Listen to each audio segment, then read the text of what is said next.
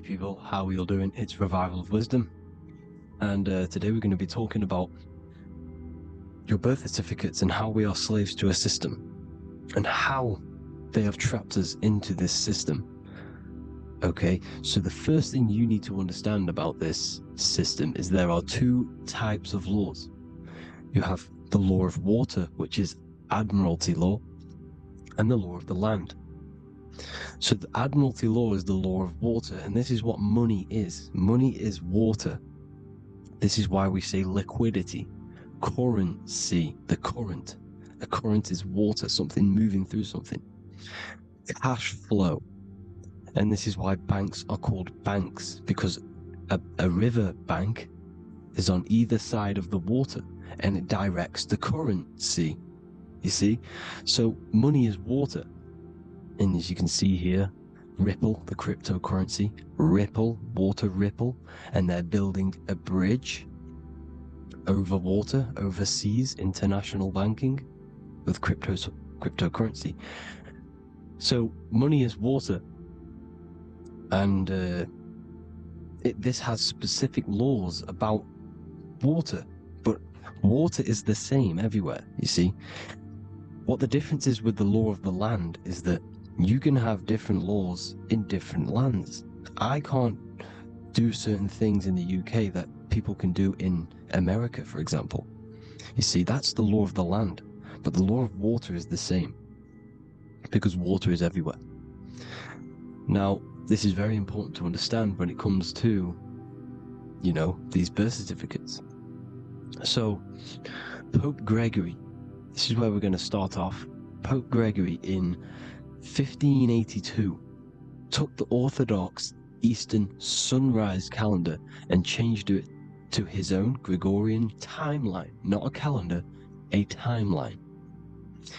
This timeline was copyrighted by Pope Gregory under the name of the Vatican. So the Vatican owns the timeline that we are using today, 2023. They own it. They own the title of this Gregorian calendar.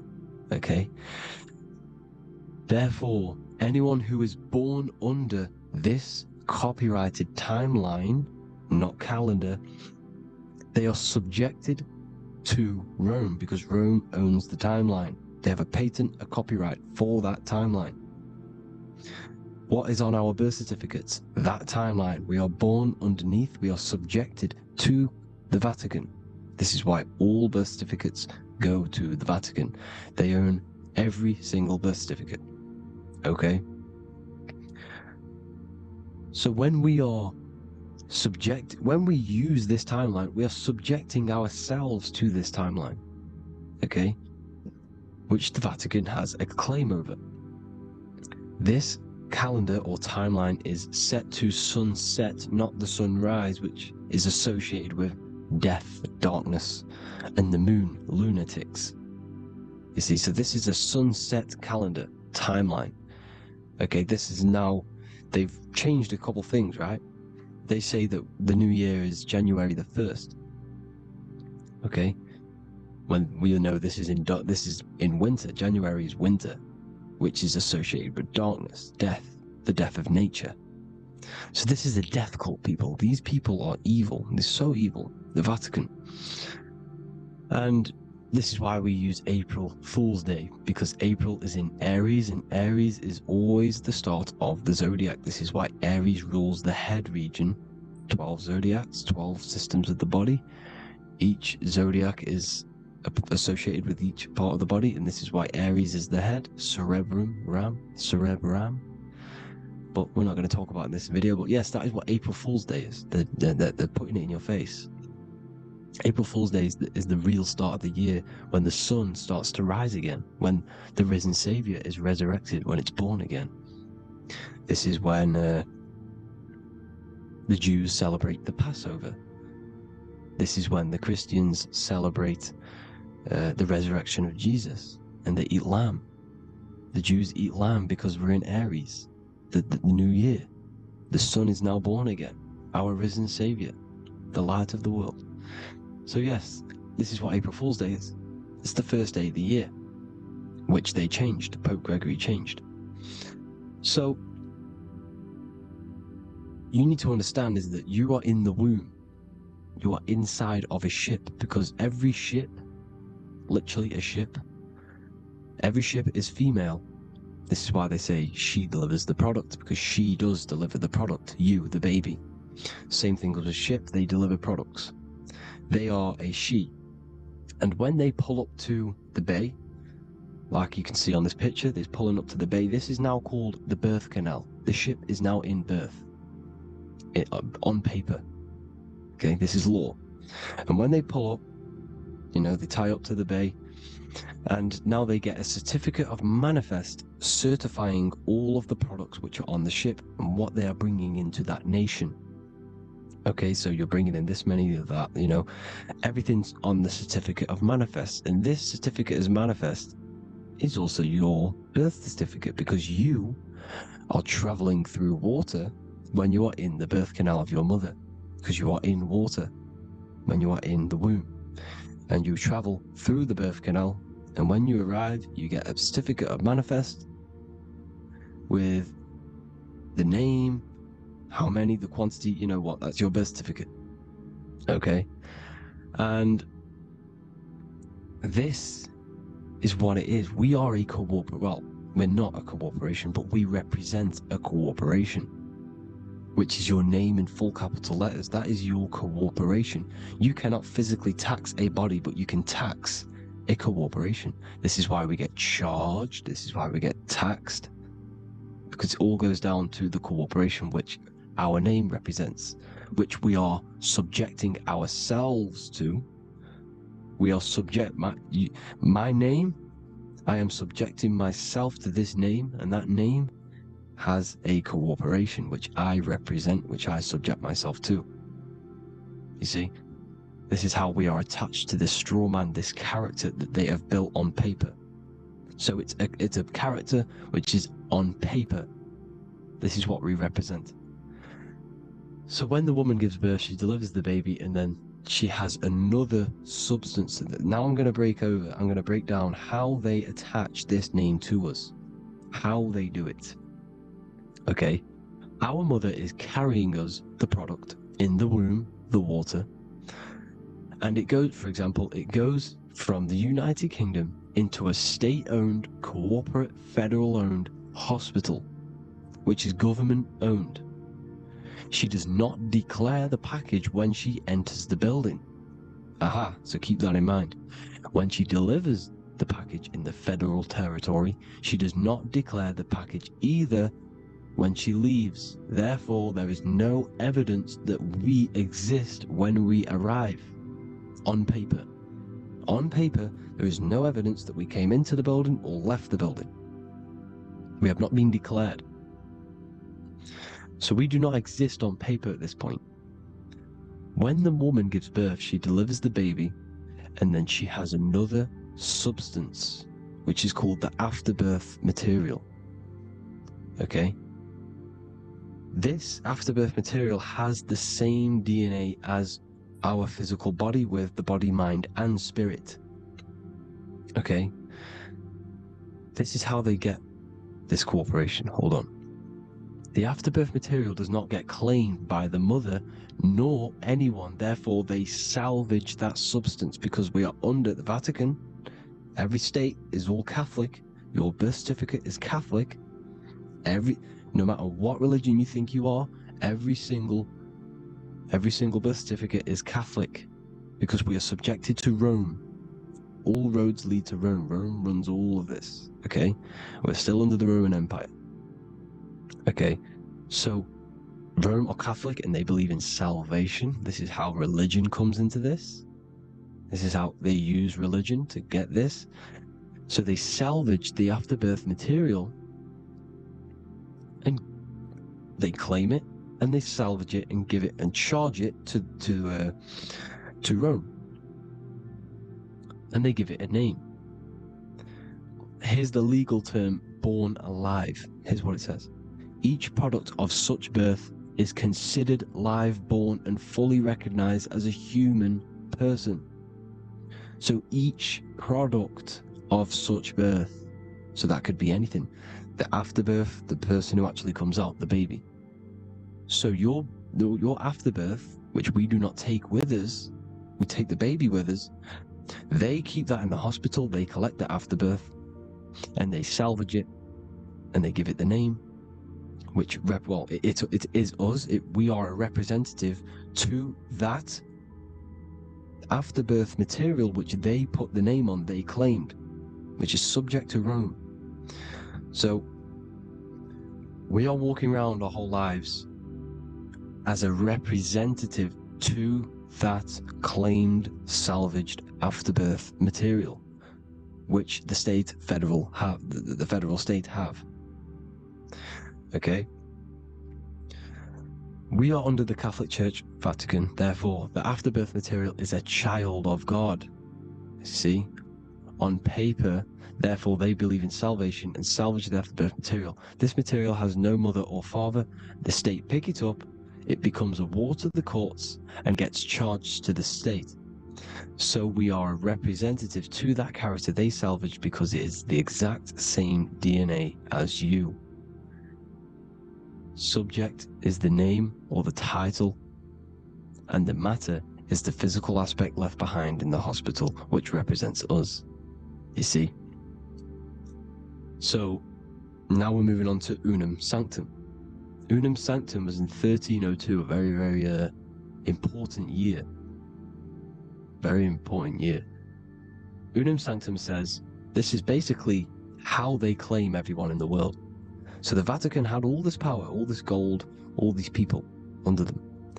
They need to get a claim for them so then they can rule over them and make them slaves.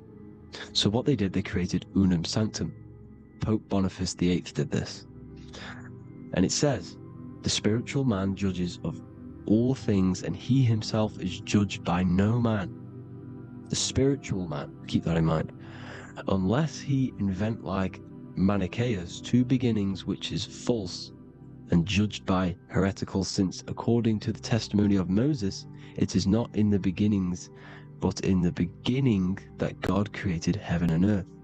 Furthermore, we declare, we proclaim, we define that it is absolutely necessary for salvation that every human creature to be subjected to the Roman pontiff. So they are claiming us in Unum Sanctum, and it's in the vaults in the Vatican. They will put a spell on it because they are sorcerers, they are magicians. They put a spell on it, they lock it up, and whatever goes on that piece of paper goes. And this Unum Sanctum is claiming all of us. So what does it say in the beginning? The spiritual man judges of all things, and he himself is judged by no man. The spiritual man, the man with the body, mind, and soul, the first baby that comes out the birth canal. That's you, your body, you, body, mind, and soul. You have the Christ, which is I am, which is grace. Grace means here, now, in the present. You have the Christ, which means I am. Therefore, you have a soul. If you can say I am, you have the Christ. You have a soul. But a creature can be anything with no soul. You see, so no man can judge the man with the soul. However, as it says in the second part, we proclaim, we define that it's absolutely necessary for salvation that every human creature to be subject to the Roman pontiff. So they are subjecting the afterbirth, not the man with the body, mind, and soul, but the afterbirth to the Roman pontiff, to the Roman Catholic Church. We are the ones who are claiming to be the afterbirth material, which is our birth certificate, which is our representative. We represent that because it is our DNA. This is how we are stuck. We are stuck because we represent this DNA, which is on paper, recorded. You see? So we, being untaught, uneducated in these subjects, we are subjecting ourselves to this system, to this slavery, because we just want to live. We just want to live happily. No just peaceful. Think about it. Where's all this coming from? Where's all this war, all this killing, deaths coming from? We just want to live. It's coming from the Catholic Church, these evil death cult, which has subjected us, which has used us as slaves, and we are still slaves, and it's just going to get worse and worse and worse. So this is how we have subjected ourselves to be the slaves to this system. It's a lot to take in, and there's a lot more deeper stuff which goes into this. I'm just going over the surface. I'm going quite deep, but there is little details that I still need to learn myself. But this is the general how that we've been stuck to this slave system. So we are batteries, okay? This is why we get charged. When you go in a court, you get charged, okay? Because you're a biological battery. This is why cities look like motherboards, because we are feeding energy to this matrix. Okay, when we look outside of ourselves, when we give power to so-called Jesus Christ, worshipping idols outside of ourselves, where attention goes, energy flows. We are feeding the matrix with energy. By looking within, placing your attention within yourself, you are taking back your power. Because the I am is Christ. The you, the Christ. It's God. The awareness is God. Okay? However, we are subjecting ourselves to this system. We're subjecting ourselves to this system. And they're feeding off our energy. So what we need to look for the future is that, think about it, with the end goal is to change our DNA, is to literally make us robots, transhumanism, slaves. This is why we have smart cars,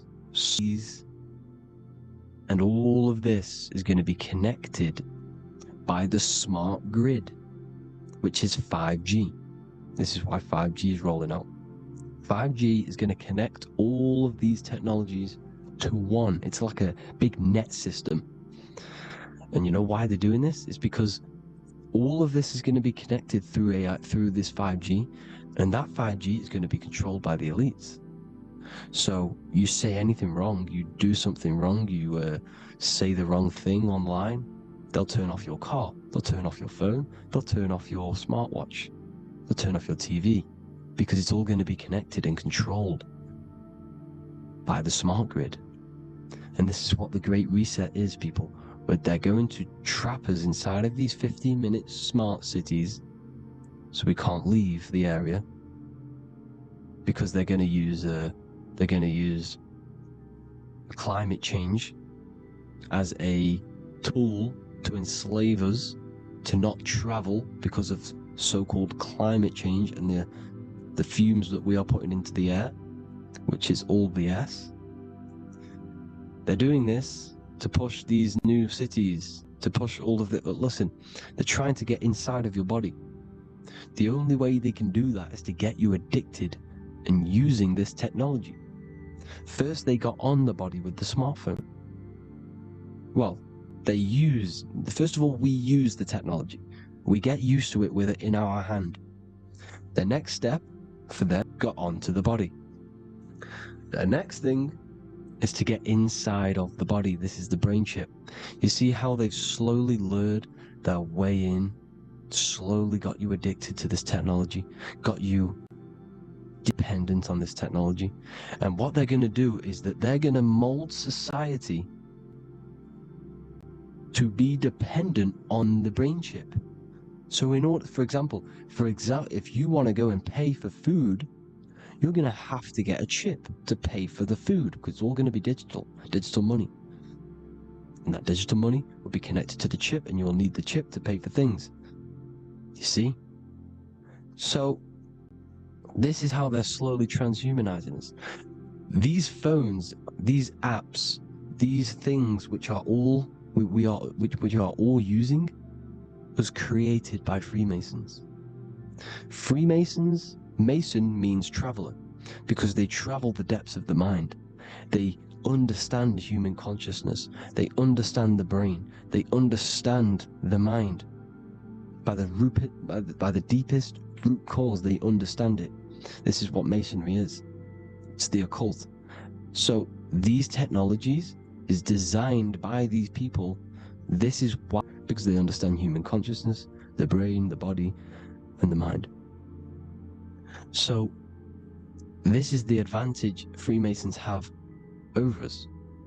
And these secret societies, which have gone through the orders of Freemasonry and progressed onto these secret societies, which are the evil side, because I'm not saying Freemasonry, into these secret societies, and they use this knowledge for the bad, to enslave people. And this is what's going to happen. Transhumanism. So I hope you all learned some insight for today. Please do a bit more research on, the birth certificate and stuff like that, the straw man. And have an amazing day, people. Please like, comment, and subscribe. Peace.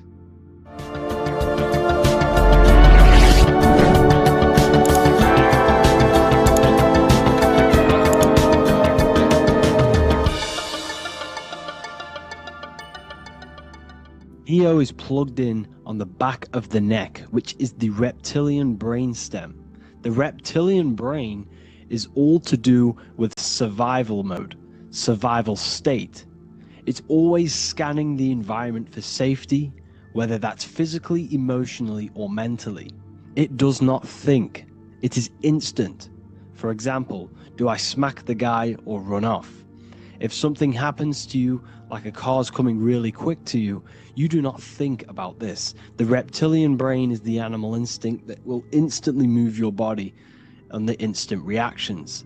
Hence why it's the closest brain to the rest of the body. It has instant access to the electrical nervous system to control the body at instant reactions. Now Neo is plugged in on the back of the neck, which is the reptilian brain.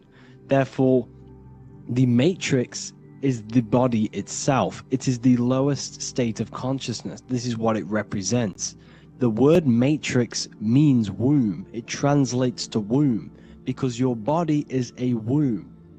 Your body is a vessel for universal consciousness, for God consciousness.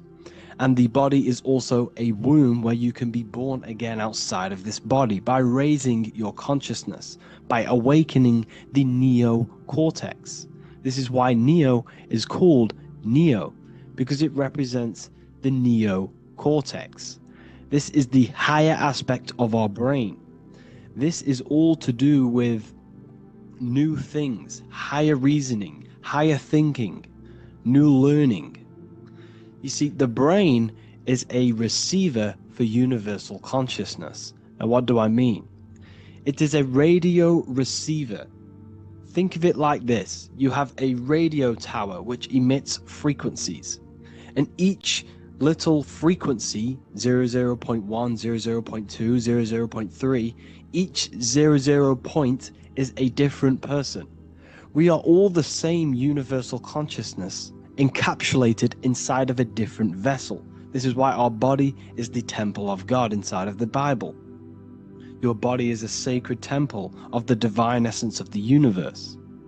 However, consciousness is controlling this physical body. And I'll show you this diagram here. Consciousness consists of imagination, emotions, thought, and memory. All of these things are not physical. They're not made out of atoms. You cannot think with atoms. If I split open your brain while you are thinking of a cheesecake, I would not see a cheesecake. It's because these things exist metaphysically within consciousness. They are not physical. The body is physical. It's part of matter. It's part of time. You see the Leonardo da Vinci, the circle and the square. The square represents limitation, beginning and end, because when you draw a square, there is a beginning and end.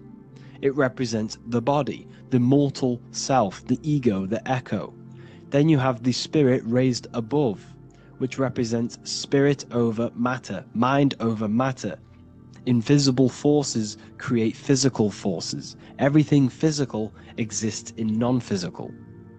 This is also the Freemasonic square and compass, why the square is below the compass, because the compass creates the circle, which is spirit or mind. Then you have the square, which is matter. Mind and matter are the same substance.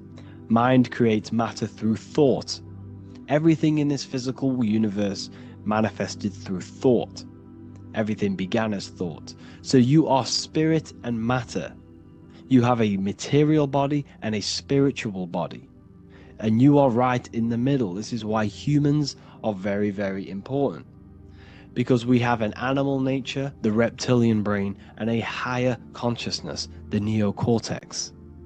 And we must awaken out of the matrix, which means womb, which is the body. And neo is waken up from the lower self, the reptilian brain, and moves into the neocortex. Because the brain is a radio receiver for consciousness. Now, what do I mean? I went over this before. Your consciousness is controlling the brain. The brain is a computer. And when our consciousness, our imagination, our emotion, our thoughts, and our memories are all contributing towards just survival things, food, safety, fear, all of these things, and our consciousness is locked into a survival state, we are using the reptilian brain. We're no longer thinking. You don't think with the brain, but the consciousness is thinking, which activates the different parts of the brain. When we think for higher reasoning, we use the neocortex. It stimulates the neocortex. When we think about survival, we're using the reptilian brain. So therefore, when Neo wakes up, he wakes up to the higher aspects of consciousness, which is only utilized by the neocortex, by learning new things and expansion of the mind and expansions of consciousness. Okay? So the whole matrix is to keep you designed, well, the whole matrix is designed to keep you in a survival state, in the three-dimensional awareness. They want you constantly scanning for safety, scanning for food, scanning for emotional safety in relationships and other people. You see, they do not want you to think. They want you stuck in that reptile, that animal state, that beastly state that most people are in. Most people, all they do is eat, listen to music, consume, have sex, lust, desire. This is all the reptilian brain. So when we say the world's being ran by reptilians, it's symbolic. There is no physical reptilian humanoid beings controlling, manipulating human consciousness. We are all the same consciousness. However, there is a corrupted state of consciousness running this world. And this consciousness worships the physical plane. And they control the physical plane. So by doing that, they keep you stuck in a reptilian way of thinking, the animal state, to keep you stuck in the lowest state of consciousness. Now this is the god Osiris, which represents the reptilian brain. None of the Egyptian gods ever existed. They are all symbolic for the brain and anatomy of the human body. Osiris represents the reptilian brain. As you can see, this anatomy compare to the brain stem and Osiris statue found in Egypt. And we also see an ancient artwork of Osiris with green skin and two reptile crocodile alligators next to him, which also symbolizes the reptilian survival state of human consciousness and the activation of the reptilian brain. This is what it symbolizes. Now, this is what the Matrix is all talking about. It's talking about the awakening, the expansion of consciousness.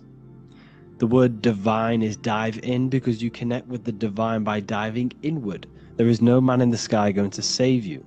You must connect with the self. Know thyself. Truth comes from within. All of these things I'm telling you comes from within you. I'm just pointing it out. All of this is self-realization. A lot of people say, well, what are my sources? My sources is knowing thyself, observing thyself, using the neocortex of critically thinking, sitting down and thinking about yourself and having deep realization of yourself, you can realize that your thoughts are not of this physical world. It's quite simple. The brain does not think. The brain does not imagine. The brain does not hold memory. All of these things exist in consciousness, the one consciousness, but we are all fractal, infinite parts of. This is the eye on the triangle, consciousness being given down to the rest. This is separate. Consciousness is separate from the rest of the pyramid. The pyramid is your body. Neo is the one consciousness. This is the Egyptians symbolizing the one consciousness giving Ankh, which is life, to all the different life forms. However, you can see that the central, because humans, like I said, possess the advanced consciousness, an advanced brain that allows us to turn above our reptilian animal self. For example, we can go against our reptilian lower animal nature and turn to our godly nature. Animals cannot do that. They are stuck in instinct. They are stuck in a reptilian animal way of thinking and operating. Everything they create is to survive. We can turn against our lower nature and create for amazing things like buildings, architecture, technology. We can use our creative consciousness for anything we wish, not just survival needs. And it's the same with your spiritual journey. You can raise your consciousness beyond this animal state that they try to keep you in through fear, consumption, food, and the reptilian brain. We must awaken, start to think critically, and awaken to our divinity, because the mind, the consciousness within you has infinite potential to expand. There are infinite fields of knowledge that you can explore. The mind can never be filled. It can never ever be full of knowledge. It always expands, and that's why you are alive. That's why you are part of this universe. That's why the science always says the universe is always expanding, because the universe exists in your mind, and the mind is always expanding into new fields of thought, new fields of knowledge and information. And that is your whole sole purpose, of expansion of mind and expansion of consciousness, and the exploration of the mind of God.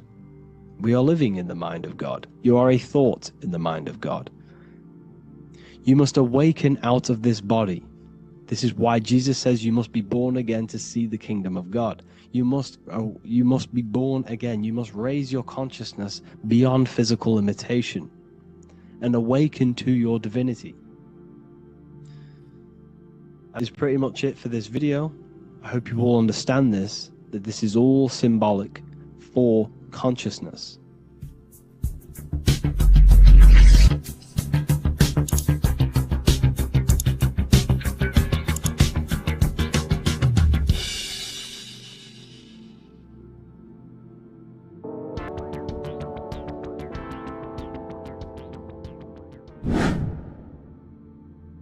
Left and right hemisphere, and what are they doing? How does it contribute towards your perception in this world? And this is what we're going to be talking about in today's video. We're going to be breaking down the two hemispheres of the brain and how they function in your life. So first, we have the left hemisphere. This is the logical hemisphere. This is the analytical, divided, scientific, or verbal hemisphere. The right hemisphere is creative, wholeness, artistic, symbolic, and metaphorical. The right hemisphere does with non-verbal things. It produces a holistic perception. It is more to do with creativity. Because what you must understand is that we are not in the external world. The world is produced by our brain. We see with our brain. Our eyes are a part of the brain. What we touch is the brain's interpretation of electrical signals on the nervous system. What we smell is the brain's interpretation of smell through the nose. What you taste is your brain's interpretation of chemical reactions on your taste buds. So what you are experiencing is the brain. The brain is a computer creating a simulation. And you have two hemispheres which breaks down this reality. So essentially the brain is the perception creator. It creates perception. So if the brain is creating this, who is the one experiencing the brain? Well, that is you, the consciousness, the mind, the all-seeing eye. You are the all-seeing eye experiencing the brain, the observer behind the brain, behind reality, behind the emotions. So if you're walking through a woods, this left brain sees individual trees. The right brain sees the whole woods. It sees the biome. It sees the bigger picture. So when you are walking through this woods, the right brain picks up a holistic perception of reality. It creates the woods as one unified woods. The left brain's job is to break this down and analyze it so that we can see individual things. And this is also necessary for humans to have the ability to break things down and manipulate things in this world. So without this left hemisphere, we could not manipulate things and break things down. So this right hemisphere is important because it sees the whole woods. It sees humanity as one unified consciousness. However, the left hemisphere sees individual egos. So the left hemisphere is the place of the ego because it only understands it sees the world very divided. Okay, so for example, here's another example of the left and right hemisphere. If someone pulls out in front of you in traffic, your left brain's going to start going crazy and analyzing them, calling them names. The right hemisphere, however, sees the bigger picture. Maybe he didn't see you. Maybe it's just a mistake. Maybe he's in a rush. You see how the two brains are very different. They do the same thing, but they function in different ways.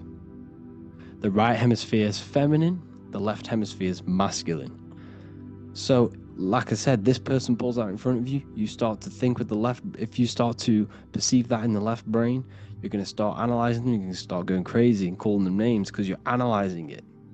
You're not seeing the bigger picture behind it. You're not seeing it from his perspective. So there is a crossover. So the left hemisphere of the brain controls the right side of the body, the right ear, the right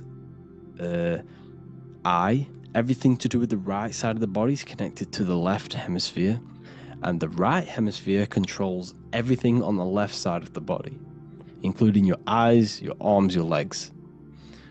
So everything is crossed over, and even your visual field is crossed over. So this is your visual field, as you can see here, and even the left side of your visual field goes to the right brain. There is a crossover.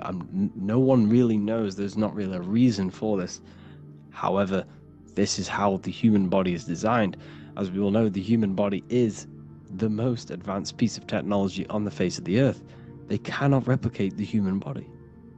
And they tell you it has no creator. This is crazy.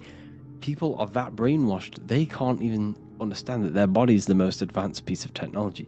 Your body is so advanced, the computers that you use are mimicked of the body. Everything they create is mimicking nature, but they don't show you how intelligent nature is because they don't want you to understand you're in an intelligent design. So anyways, let's get back on track. There is a crossover in the brain, and this is why they teach you to write with your right hand. And I was speaking to someone who's in a nunnery, or whatever you want to call it. They were a nun, or they knew someone who was a nun, and they forced these people, these nuns, to write with their right hand. You had to write with your right hand. This is why, I'd say at least 70% of the world, or 80%, is right-handed and right-legged, because they taught us this to activate the left hemisphere more because of this crossover that happens in the body. So when we are using this right side more, we are using that left hemisphere more. Why? Why are they doing this? Well, they also called it writing. Writing is a spell, to cast a spell on you to use that right side of the body so that you use this left hemisphere, because they want you to see the world as a divided perception. They don't want you using the right hemisphere. using that left side of the body to activate the right hemisphere to see the bigger picture and see how everything is all one and everything is created.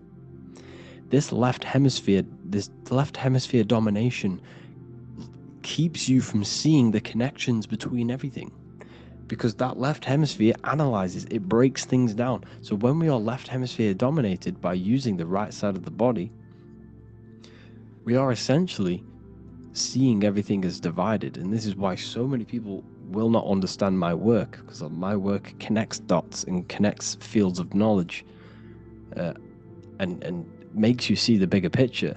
So people who are left hemisphere dominated will see my work and think this guy's crazy, but it's all about activating that right hemisphere. So they called it writing, because every word you say is molding your mind in some sort of way. The things you see is molding your mind. Everything you take in through the five senses is molding your mind. And language is a massive spell, especially the English language. They called it writing so that you use that right side. It's a spell, because your subconscious mind picks up everything you say. And 90% of your daily basis behavior and thought patterns is produced by these subconscious programs within the subconscious mind. Essentially, your conscious mind is only the 10% of you. The conscious mind is just what you're aware of, what you're wearing, how you're feeling, what you're thinking. That's your conscious mind. The subconscious mind is controlling every system in your body. It's telling your heart to beat without you being conscious of it. So essentially, this is what they're programming. They're programming this system in the back of the mind, which is controlling everything through the words. And this is what spells are, because it's all about creating perception in the subconscious. So they want you to use that right side more. I truly believe the ancients, they were balanced. They used the left and the right side of the body. They didn't have a stronger side because they understood this science of the body and how the body works. So this is actually called phonetics. It's not etymology. Etymology is the study of root words. Phonetics is the study of how words sound similar. The way words are spoken. So phonetics, phone, this is why we call them a phone, because you speak into a phone. So this is write and writing, to use that right side to activate the left hemisphere more. So your hands are a manifestation of your brain. The left hand is the right brain, the right hand is the left brain. And as a child, we were always taught that when you place your hands together like this is the size of your brain, which is true, because your hands are a part of your brain. They're an extension of your brain. Every part of your body other than your brain is an extension of the brain. Everything's working and feeding back information to the brain because you're experiencing the brain. So another trick that you can do, or another exercise, is looking in the mirror and closing one eye at a time. If you close your right eye, if you take your top off, for example, you'll analyze your body if you close your right eye, because you're using that left hemisphere. Sorry, other way around. If you look at yourself through your right eye, you'll use that left hemisphere, which will analyze yourself. You'll see individual body parts. If you close the right eye and use the left eye, you'll see your body as a whole. You won't really analyze it. This is how you can analyze yourself, using these two hemispheres. So this whole system is created to keep you thinking logically and to restrict you from creating and restrict you from understanding symbolism, allegories, metaphors, and teamwork. They want you stuck in a logical way of thinking and a logical way of seeing the world. This is why when you go to school, you are told exactly what to do. You're told to think this way and no other way. You're told to do orders, do this. It's a very left-brained system, because if we all started to open up this right hemisphere, we'd all see, wow, everything is all one, everything's all connected. And this is what my work is doing. I'm showing you everything is one. The physical world is an illusion of duality, but everything comes from the one source, the one mind. The universe is a giant mind. I am mind, you express mind. We all possess mind. Behind the physical body is the same mind consciousness. And we are all expressions and fractals of this infinite consciousness called mind. And this is what they don't want us to figure out, is that we are all just one consciousness expressed. It's an infinite consciousness. It's even in the squirrel, it's in the dog. All of these different animals, they're just different bodies, but behind the bodies is the same consciousness, which is mind. That's what the pineal gland is. The pineal gland is not the mind, and it's not the third eye. The third eye is your mind. If you have a closed third eye, it just means you have a closed mind. If you have an open third eye, it just means your mind has expanded from beyond physical things through astral projection and mystical experiences. This is how you gain an open third eye. It's just an open mind. A mind that has astral travel, that has explored the realities within the mind. So everything they do is to keep us in a divided state. Divide and conquer, right? That's their motto. All to keep you thinking how everything is divided. Everything they've done is division. Postcodes, countries, everything is divided. Like football teams and all this stuff. It's also a natural process when you grow up, because as you grow up, your brain is constantly analyzing the world. So this is sort of a natural process of how you become more left hemisphere dominated, because your brain is always analyzing. And unless something awakens you, you can awaken that right hemisphere where you can start to see the bigger picture. Even the music, it's all tuned to 440 hertz, shuts down the right hemisphere of the brain. 440 hertz, Spotify, Apple Music, the radio, every time you turn on the radio, it's tuned to 440 hertz. This was specifically tuned. It never used to be tuned to this. It was in the 1950s. It was changed. The standard music tuning was changed to 440 hertz because it shuts down that right hemisphere of the brain. They don't want you thinking, seeing the world in this way and perceiving things as one. I'm going to show you. It tells you this in the Bible. Cast the net onto the right-hand side of the boat and you will find the fish. What was Jesus saying? This is, you see, people read the Bible and they don't understand it. If the Bible is not talking about you, then it has no meaning. The Bible, everything you read in the Bible is about you and how it can better your life. It occurs to you. So if Jesus says, cast the net onto the right-hand side of the boat, this is an allegory. The boat is your body. Cast the net. It's the awareness, the perception, onto the right hemisphere of the brain, and you will find the fish. What's fish? What do fish do? They swim deep in the ocean. It represents the knowledge. Deep knowledge. Cast the net onto the right-hand side of the boat and you will find fish. You will find the wisdom. You'll gain understanding when you cast that your awareness into that right hemisphere. You will see that I am you and you are me. We are all one consciousness. You will see everything. You'll see that the trees are the same patterns as the nerves in your body. You'll see everything is connected. Everything is a fractal of the one infinite consciousness. And how many fish did they catch? 153. That adds up to 9. This is now numerology. The Bible's filled with numerology. Adds up to 9. What's 9? Human consciousness. It represents consciousness. You're in the womb for 9 months. Feminine. It's all about consciousness. And then Revelation 14. And I looked, and behold, the Lamb standing on Mount Zion. That's the spines, the mountain.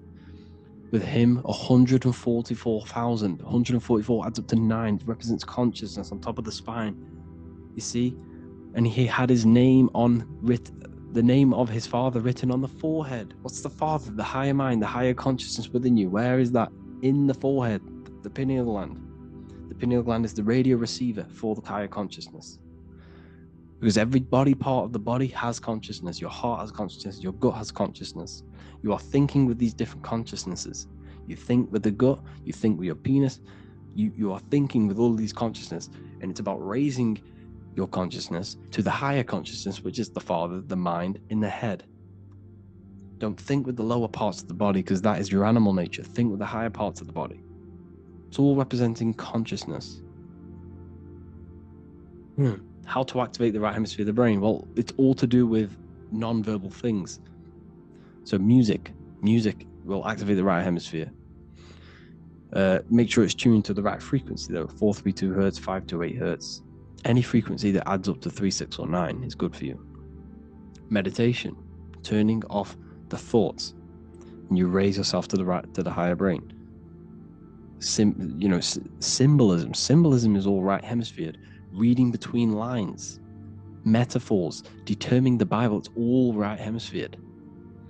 Seeing the bigger picture, it's reading between the lines. So tithing in the Bible. These people in the churches are giving 10% of their money to the church. It's nothing but a scam. What these people have done is they have externalized the Bible. They have taken the Bible and literalized it so that they can make a business out of it. So what they're doing is a tenth of the produce of what it says in the Bible, a tenth of the produce of the land, whether grain or fruit, is the Lord's and is holy. So what's that saying? The tenth of, it's basically saying give the 10% to the Lord, to God. What does that mean? Well, what's the land and the fruit? This represents physical things, the physical things that you have. The tenth of the physical things that you have, what's that? That's your ego. All the physical things that you have is all to do with your ego. That's the lower self. The ego, what is the ego? It's the mind's perception of the physical self. You had no ego when you were a child. Okay, when you were a child, you had no ego. As you grew older, you created the ego. The ego is the full self. It's the echo. Ego, echo. It's the echo of the full self. So it's saying give the ego over. Take away the animal self. In that left hemisphere, that's all to do with the left hemisphere. That left hemisphere sees the ego. It sees individuality. It's divided. So it's saying give that 10%. Give that 10% of you over to the right hemisphere. The 90%. The 90% of you is in that right hemisphere. The higher self. Now, I'm not saying the left hemisphere is bad. Okay, I'm not saying that at all. But it sees it sees things divided. It's like I said, the left, the hands are manifestations of the brain. So when these Christians are praying, they're putting their hands together. What are they doing? They're syncing the brain hemispheres. What you're doing, because everything's an extension of your brain. So if you put your hands together, you're putting the two hemispheres together. And what's happening when you place the hands together? All the electricity in the body is now running in a circuit. So once you connect these two hands, the electrical energy is now running in a circuit. And energy can move around the body quicker and more efficiently. So when you pray, when these people are praying, they don't realize that they're engaging in ancient forms of meditation, of balancing the two hemispheres. So now we're talking about balancing the hemispheres, not the right hemisphere. This is what Israel is.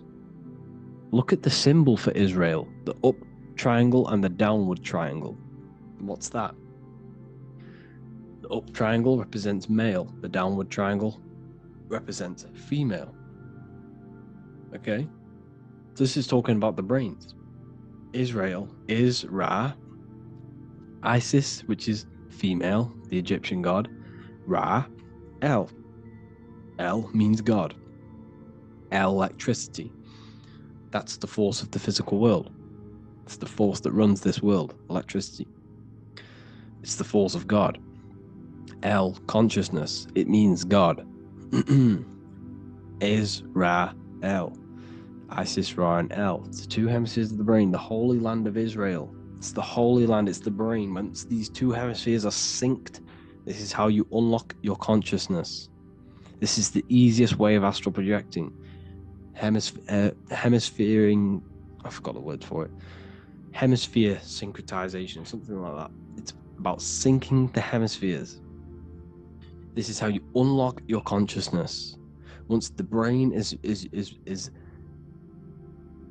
running as one electrical system, this is how you balance the two masculine and male opposing energies. Once these opposing energies are no longer in war with each other, the brain, they come together to work as one.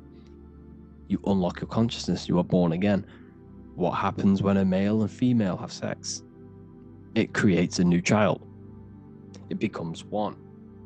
you are born again. Once the two hemispheres of the brain, you are born again. You can then have an out-of-body experiences. So this is why the symbol of the Holy Land, Israel, is the up and down triangle back combined together, because it represents unification of the male and female, unification of the hemispheres. You're born again. You unlock consciousness. And you can get this for free. It's called the Gateway Tapes on my website. Basically, it's a audio track from the government, and they did this in the Gateway Experience. It's a CIA document, and what they do, half an hour each one, and it will teach you. It will sync your hemisphere, because what does it do? They understood that playing one different frequencies into both ears, what happens? The brain picks this up. The two hemispheres of the brain picks this up, and it syncs it. It syncs these two hemispheres, these two frequencies together. So now the brain is working as one to sync this frequency. So this is how you can sync your hemispheres, through listening to these frequencies. Okay, you can get them for free and do the meditations yourself. This will definitely help you. This is an easy way to astral project. So it's all about syncing the hemisphere and seeing reality from a unified perception. We should all aim to get out of that left hemisphere. I'm not saying don't use it, but we should now start to read between the lines of the Bible, read between the lines of the symbolism they're showing. Study symbolism, study allegories and myths. What are they trying to tell us through these allegories? And this is how we start seeing things in a better way. Once we understand that we are all microcosms of an infinite consciousness, we can all come to one, because love is the unifying force of this infinite consciousness. We are all divided. We are all disconnected from our hearts. Once we all connect with our hearts and see that everything is one, we can all start to love and come together as one, because love is the unifying force of consciousness. So if you haven't already seen, I now have launched the Ethereal University. I will be doing lectures like this one, but even better, deeper, and even releasing knowledge that I can't talk about online, as they are censored. I'll be doing lectures every single week. I'll be doing live calls every single week. You also gain access to my library, which is filled with over 45 occult books, filled with knowledge. Okay, I'll show you now. Plus, you get my book, The Book of Wisdom, PDF form, and the Human Health Guide, PDF form. You also get all of this stuff, the health section, Q&As, ethereal meditations. We've got some celestial studies, cosmology, numerology coming soon. You also get the brand new Manifestation Mastery course, plus the library. And there'll be new books, new lectures, new live calls every single week. Or you can get the Book of Wisdom, use the code WISDOM in all capital letters to gain 40% off. This sale will be ending very, very soon, so if you're watching this, be very quick to get yourself a physical version or a PDF of my book. You can get it in all these languages. Hope you enjoyed this video, people. I'll see you inside the Ethereal University, the real university. Have an amazing day.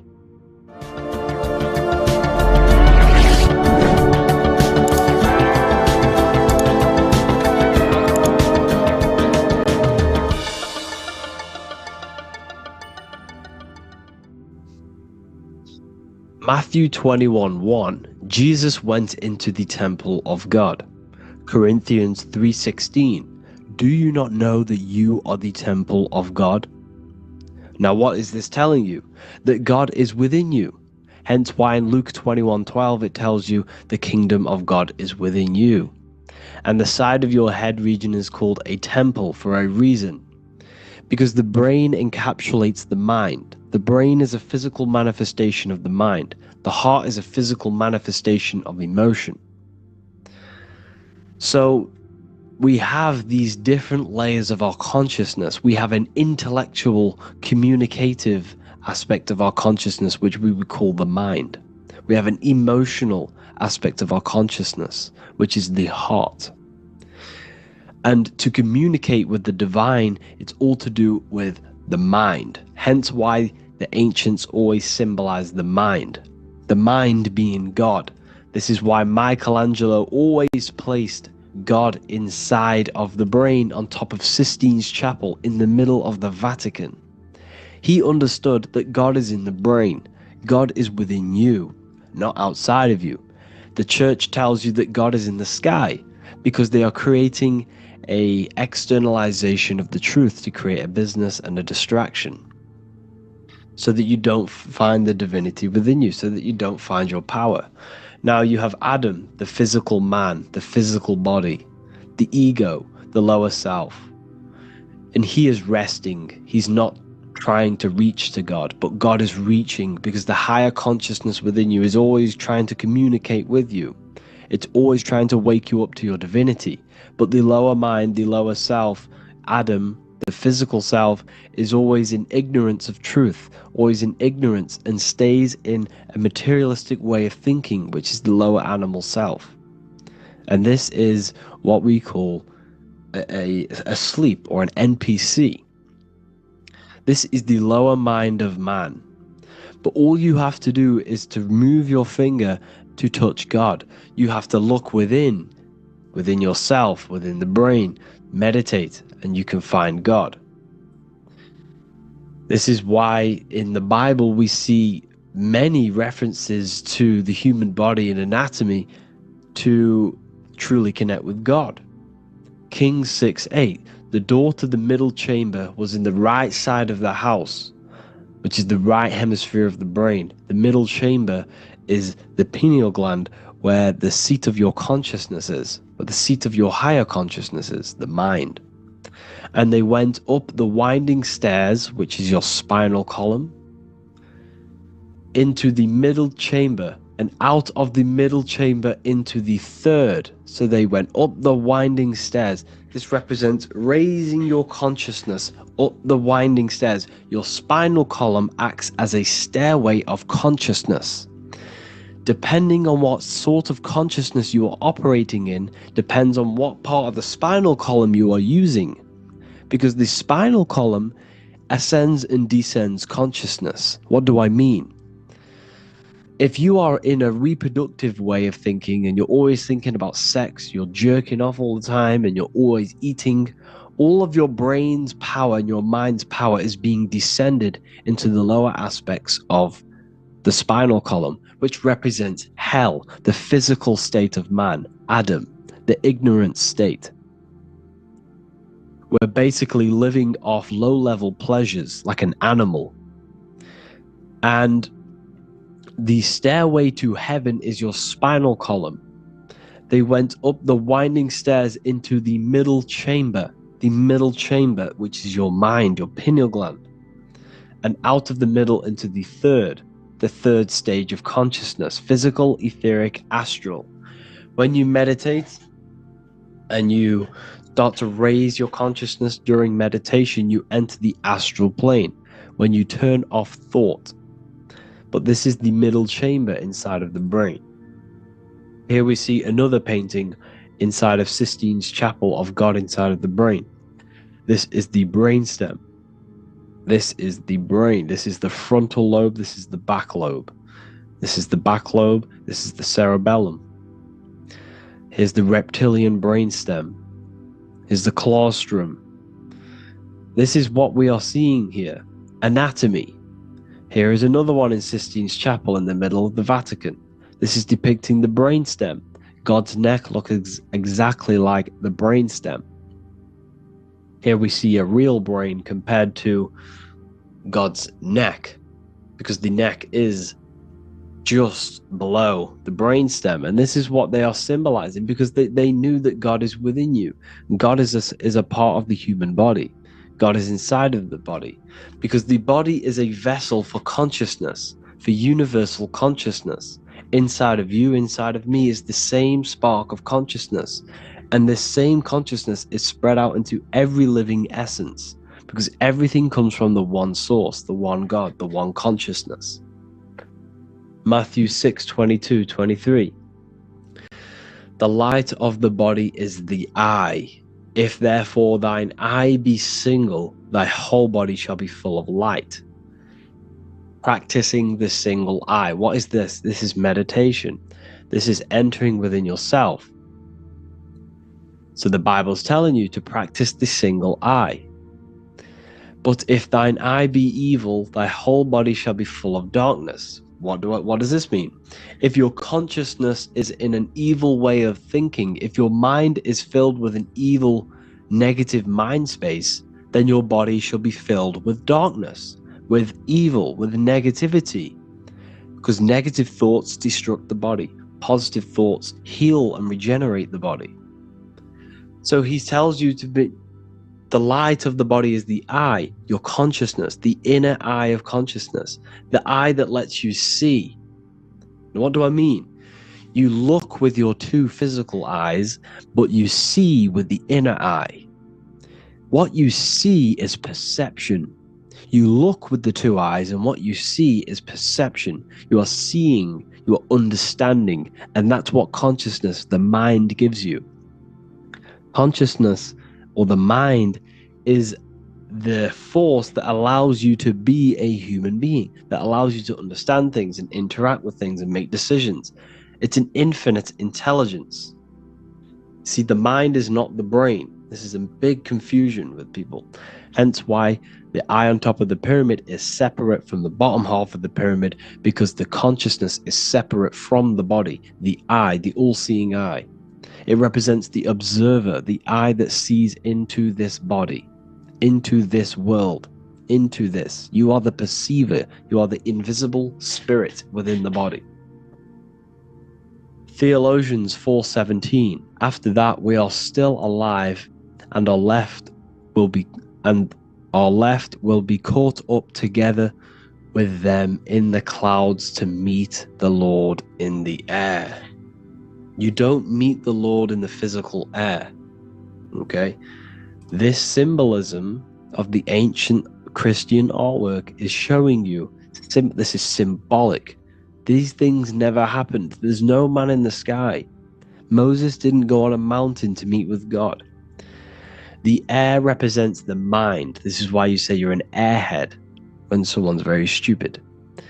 Earth is your body. Water is your emotions. Fire is your spirit. Air is your mind, the invisible mind. So Anton Mengs, an ancient Christian art worker, is showing you anatomy of God in the clouds, but this is the anatomy of the human body. Raising yourself to the mind and turning the mind inwards on itself during meditation. And that's how you meet the Lord in the air. You meet the Lord in an elevated state of consciousness. The air represents an elevated state of consciousness because the air is up. You have to raise your consciousness to meet the Lord in the air. This is why Moses went on a mountain to meet with God.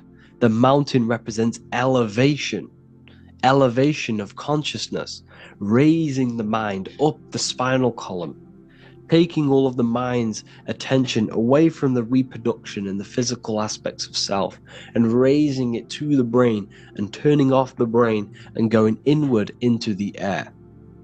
It's talking about raising consciousness. It's allegorical. It's a spiritual metaphorical text.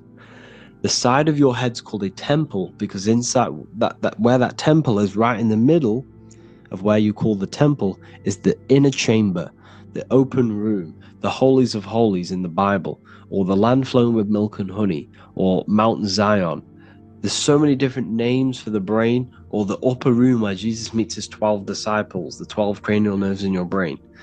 This is the temple of God. Your body is a temple of consciousness. It encapsulates consciousness. It encapsulates the mind and soul. John 10:30, Jesus states, I and the Father are one. Psalms 46:10, be still and know that I am God. He's talking about the I am within you, not within Jesus. Everyone refers to ourselves as I. I am God. When you say I, you're referring to the highest aspect of yourself, the aspect that is above all thought, above all emotion, and above all things. When you say I, you're referring to your pure awareness, your pure consciousness, the highest aspect of yourself. And anything after I is egotistical.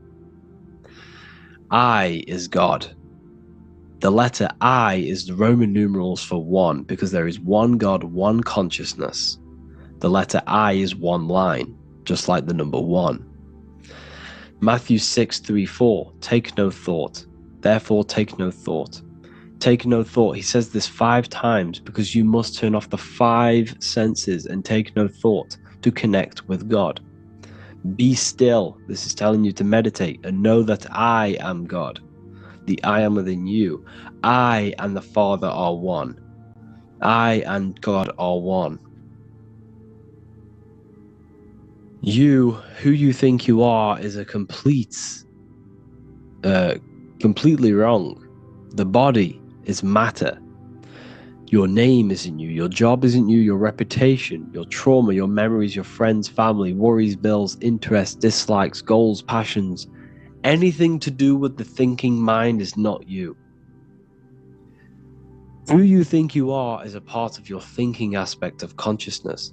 But once you remove thought, you are no longer your name. You are no longer your body. You're no longer your reputation. You are the I. You are pure awareness, pure consciousness. Pure consciousness. And this pure consciousness has latched on to this name, this job, the body, and your traumas. Your pure consciousness has attached itself to this character who you're playing in the physical world. And this is essentially who you think you are. But you are not. You are the I. You are the self. You are pure awareness. So, in order for you to detach from these things, you must learn how to detach from your name, your job, your reputation. And you do this through meditation, by turning off the thinking mind. Turning off the thinking mind allows other aspects of your consciousness to open up. What do I mean? Your whole life you've been thinking, and all of these thoughts has attached you to this physical body. You haven't allowed your consciousness to open up. And you can only do this by taking no thought. That's why Jesus tells you, take no thought. When you turn off the thinking mind, other aspects of your consciousness starts to open up.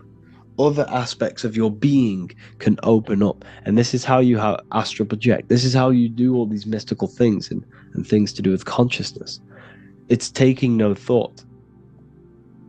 Imagination, emotions, thought, and memory are all to do with consciousness. These things are not physical. You can't touch thought. You can't touch emotions. You can't touch these things because they are not a physical thing. So you must turn off these things for other aspects of your consciousness to open up. Okay?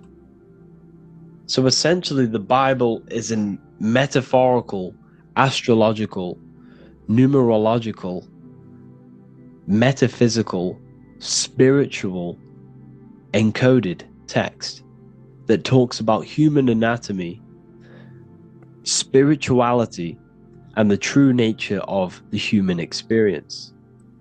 Everything they would teach you in school is to make you think that you are this body. Everything they teach you in church is the externalization of the true teachings of Jesus. Jesus was telling you to meditate. Jesus was telling you to practice the single eye. Jesus was telling you to look within yourself and find God. He wasn't telling you to pray to him. Mark 16:19, he was taken up to heaven and sat at the right hand of God, the right hemisphere of your brain. John 21:6, cast the net onto the right hand side of the boat and ye shall find fish. Fish is understanding. The boat is your body, your brain.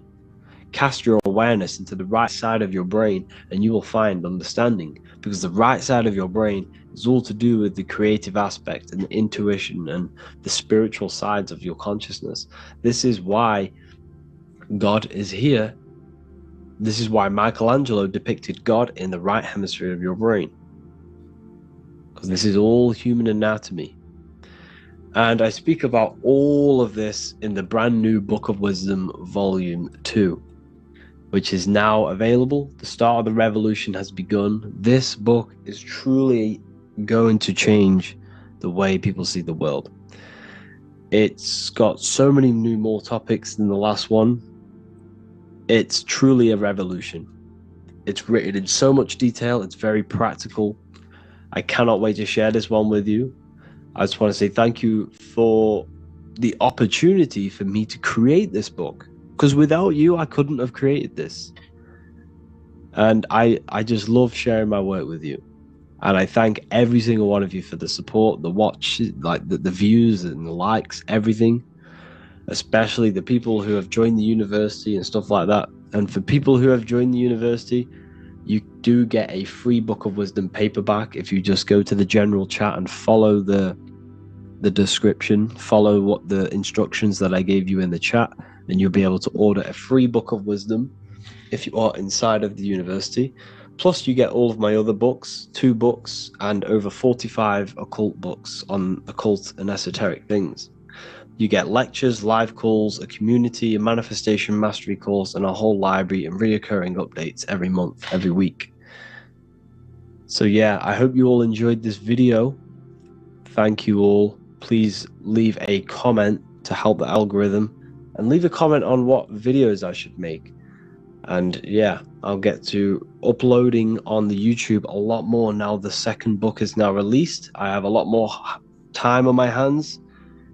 No longer using my energy to create the book. I am now going to redirect this mental energy into the YouTube. So there will be a lot more content coming. So I need some content ideas. So feel free to comment, I can create. Thank you all, people. Have an amazing day.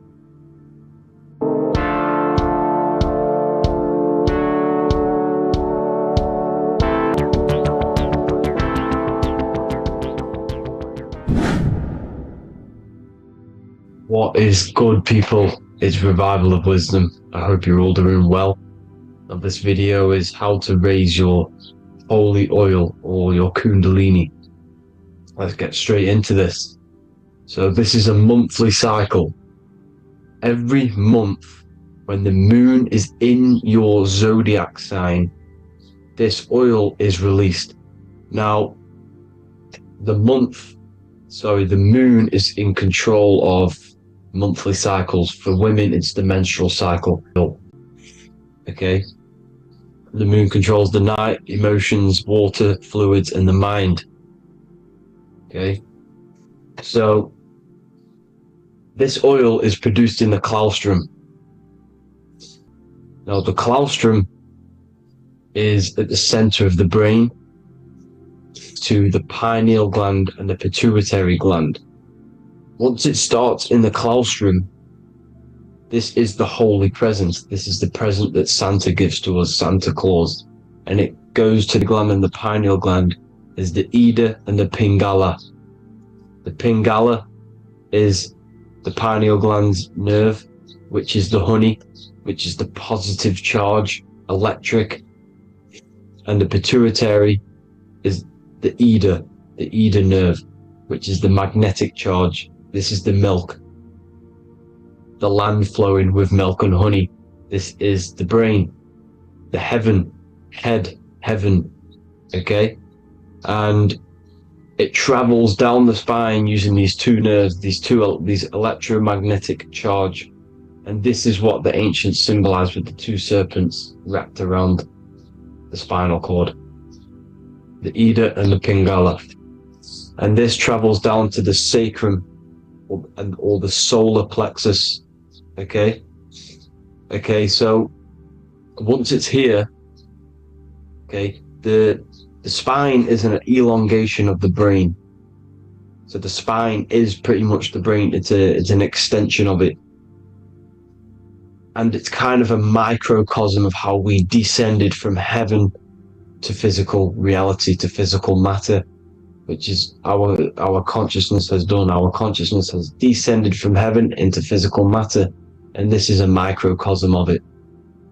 Okay, so once we're in the sacrum bone, this holy oil, like I've just explained, this holy oil starts in the Santa claustrum, goes down the chimney to the sacrum. This is the sacrum, the solar plexus, and drops the present off at the sacrum. Now, once we're at the sacrum, we need to raise our vibration to take this oil back up the spine. Okay, and the River Jordan symbolizes this in the Bible. King Herod wants to kill Jesus in Nazareth, which is here, this is the River Jordan, is Nazareth. He goes to be born in Bethlehem, and then goes back up to Nazareth, to Joseph and Mary. Joseph and Mary, the pineal gland and the pituitary gland. The Bible is huge symbolism. It's all metaphors for this sacred process which goes on inside of your body. You are the Temple of Solomon. You are the Holy Land. The Holy Land is your brain. Once this oil is at the sacrum, you need to raise your vibration in order to take it back up. Once this oil has gone back up to the pineal gland, it activates the crystals which are wrapped around your pineal gland. Your pineal gland is this tiny little beam here. This is the claustrum. This is the pineal gland, and it's wrapped in crystals.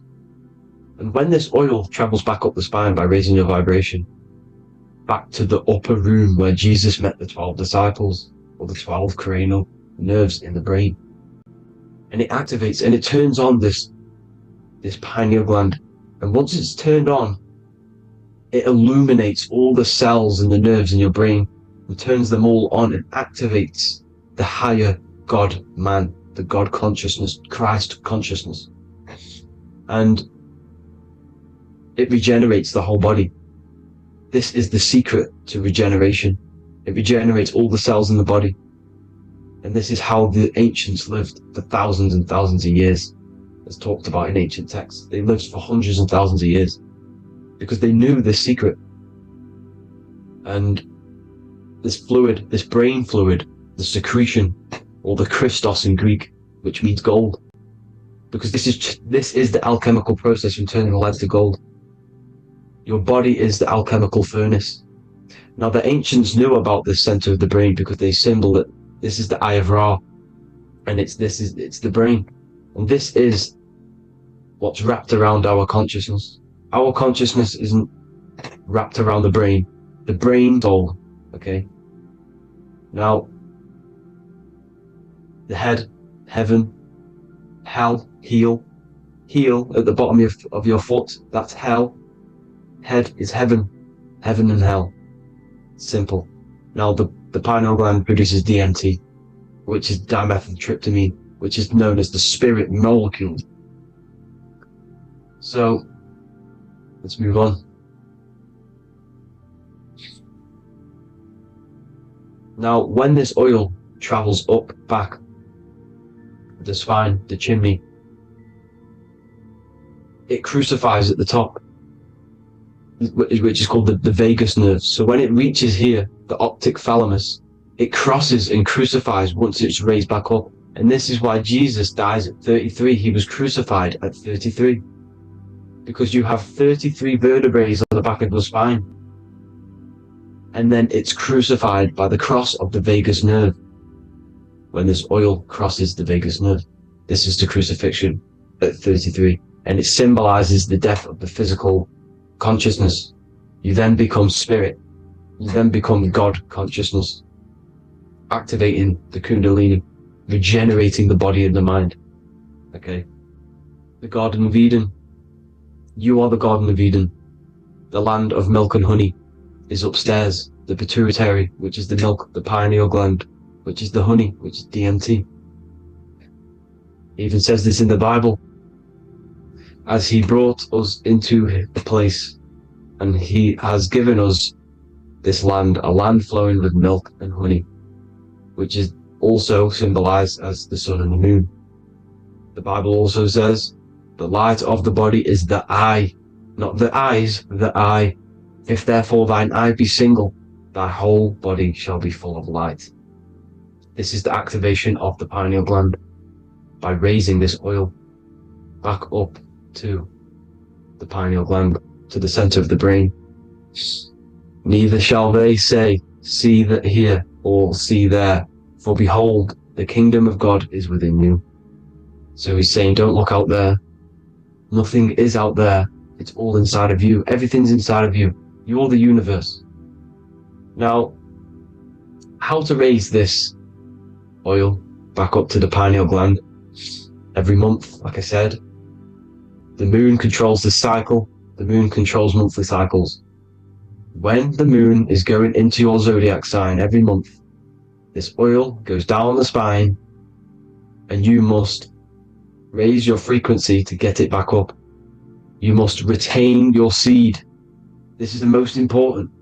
Your fluid, your secret, your holy fluid, your life force. You can't let that go. That life force is the reason you're alive. This holy oil is the reason you're alive, because it feeds all of the systems in your body. It feeds all the systems in your body. You have to retain your seed, release your seed every single time. You're killing a part of yourself. Okay. Now, this could be why this could be the illumination, the single eye on the Illuminati's symbol, the Freemasonic symbol, the illuminated eye, the triangle, which could symbolize the body, mind, and spirit, but the eye illuminated. Now, in the Bible, it talks about the two trees, the tree of knowledge and the tree of life. The tree of knowledge is the tree of good and evil, which is the most important system in your body, which is the nervous system. The nervous system, the most important. The tree of good and evil, and the tree of life, which is the cardiovascular system. Now, this oil, when it's released every month, feeds these two systems, and these two systems feed everything. Now, it's important you understand that. Okay? The ancients knew all of this knowledge. The Bible's telling you this knowledge. But it's in a metaphorical way. You have to understand the context behind it so you can read it properly. Now, eating of the tree of life, which is when it talks about in the Bible, eating from the tree of life is actually symbolizing a bad diet, ejaculation. Because you're eating from these two systems, you're killing yourself with a bad diet. You're killing yourself with an ejaculation. Okay? So, that's important to understand. Now, this is Jacob's ladder in the Freemasons. Jacob's ladder, which is the spinal cord, it's the stairway to heaven. And this is Jack and the Beanstalk when he goes up the beanstalk and finds the golden egg in the grey clouds. The grey clouds symbolize the grey matter in your brain. Now, the Garden of Eden talks about the 4 different rivers in Garden of Eden. As we see here, the North Pole map, the ancient North Pole map. Because the center of the earth is the center of the torus field. Everything's the torus field. Atoms are torus fields. Everything's torus fields. You are the universe. Everything is within you. The North Pole is your spinal cord. This is why they say Santa Claustrum comes from the North Pole. This is the North Pole. And the Santa Claustrum is the center of your brain. Now, there's 4 rivers which come from the Garden of Eden. Is the blood, the Christ oil, which is the oil we're talking about, urine and saliva. These are the 4 sacred oil, 4 sacred fluids in your body. And these are constantly abused in today's society. These secret societies are targeting these fluids. Okay? This is why porn is free. They sexualize society through Disney. Go and look at some of the Disney movies. There's so many subliminal messages which sexualize these children because they want you sexualized. So you release your seed, which is one of the holy fluids in your body, especially your semen, your sexual energy. Okay. Now, let's recap on this. If you want to raise your oil every month, you can't just retain your seed for the month. You have to retain your seed forever. Don't just do it for a couple of days. You have to do it. It's a lifestyle. You want to become God consciousness, you got to do what it takes. It's hard in this society because this society is made around, it's designed to kill you pretty much. It's designed to keep you in these lower states of consciousness with all the bad food, the chemicals in the food, the chemicals in the water, the sexualized TV programs, sexualized because that is your weakness, sex. It's your weakness. Now, you have to retain your seed, meditation, and an alkaline diet. Why alkaline? Because acidic is low vibrational. This is the color spectrum. And what's the highest vibrational color? Violet. It's the lowest, red. You have to have an alkaline body in order to raise this oil. When you drink, when you have a bad diet, when you drink alcohol, when you smoke, this destroys the oil. It destroys the oil in your sacrum, and it can't be raised again, can't be raised up. This is why it's so important. Without that oil, you don't live. That oil makes you live. It feeds everything in your body. It's crazy how we're not taught this. It's insane. But that is how you raise the oil, people. I hope you all gain some knowledge out of this video. And I hope this assists you on your journey, your spiritual journey.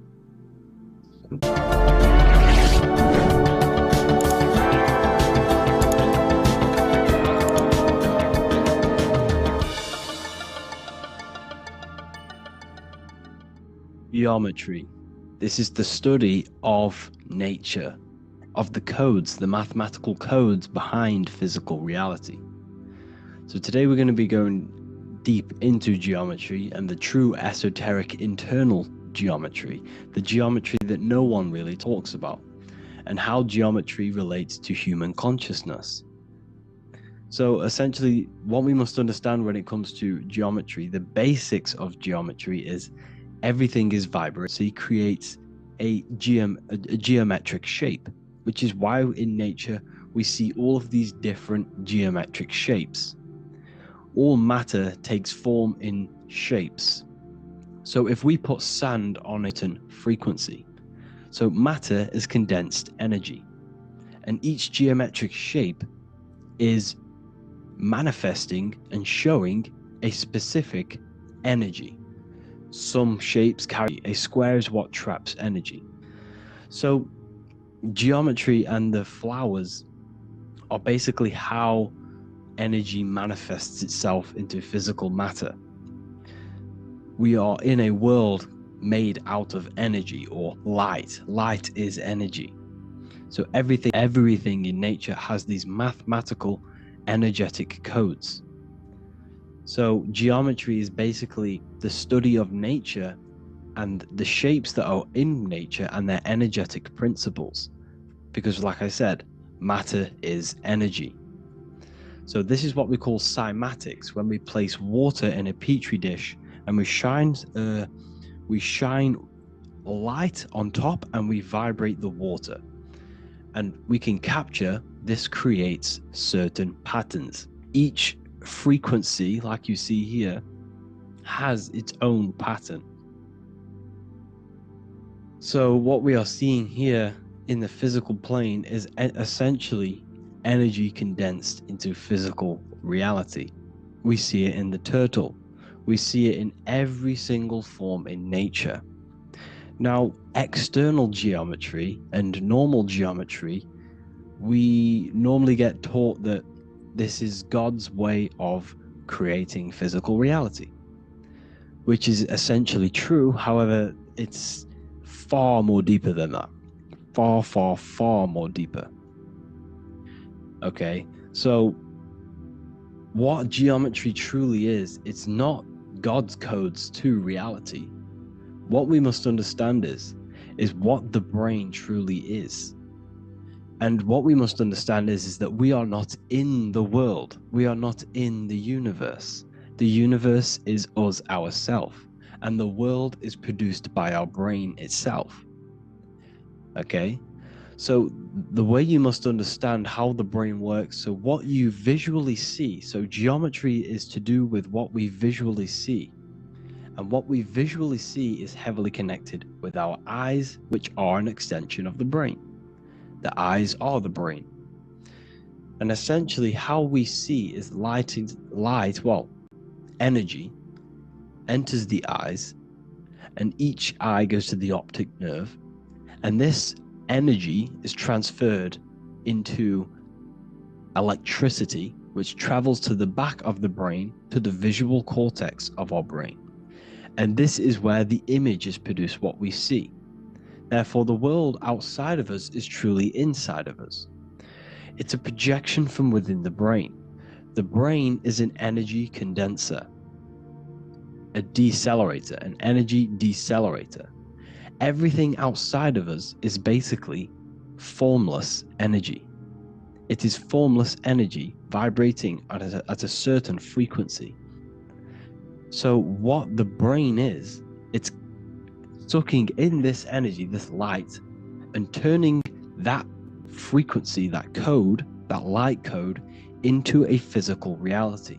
It's condensing the energy and turning it into a visual image inside of the brain. Therefore, everything outside of you is not what it looks like. Everything outside of you is basically energy, infinite energy. And our brain is condensing this into a physical reality and projecting it outwardly, which you experience your visual field. Okay? And the ancients knew this. So this is basically called the sigil of Lucifer. Lucifer is known as the light bringer. Lucifer in Latin means to bring the light. This is the sigil of Lucifer, which shows the visual field and the brain. We also see this in the Google Play symbol. It's a powerful symbol showing you the visual field, which is basically a symbol that tells you that reality is inside of the brain. The brain is what produces reality, but consciousness is not produced in the brain. The brain is essentially a consciousness downloader.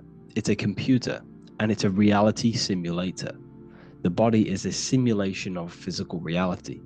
You are inside of the body experiencing the body simulation. The body produces this reality. It's a piece of technology. So Lucifer is to bring the light. Lucifer is the light being produced in our brains. Okay? So this is why they say Lucifer can tempt you. Lucifer can be the devil, because it represents physicality. It represents the false light. Lucifer can trick you because it represents the physical world can trick who you truly are. So now that you understand how the brain is basically an energy decelerator and it creates and simulates a reality to your consciousness, you are no longer a person in a universe. You are the universe itself experiencing itself. Therefore, geometry is heavily linked in with the brain.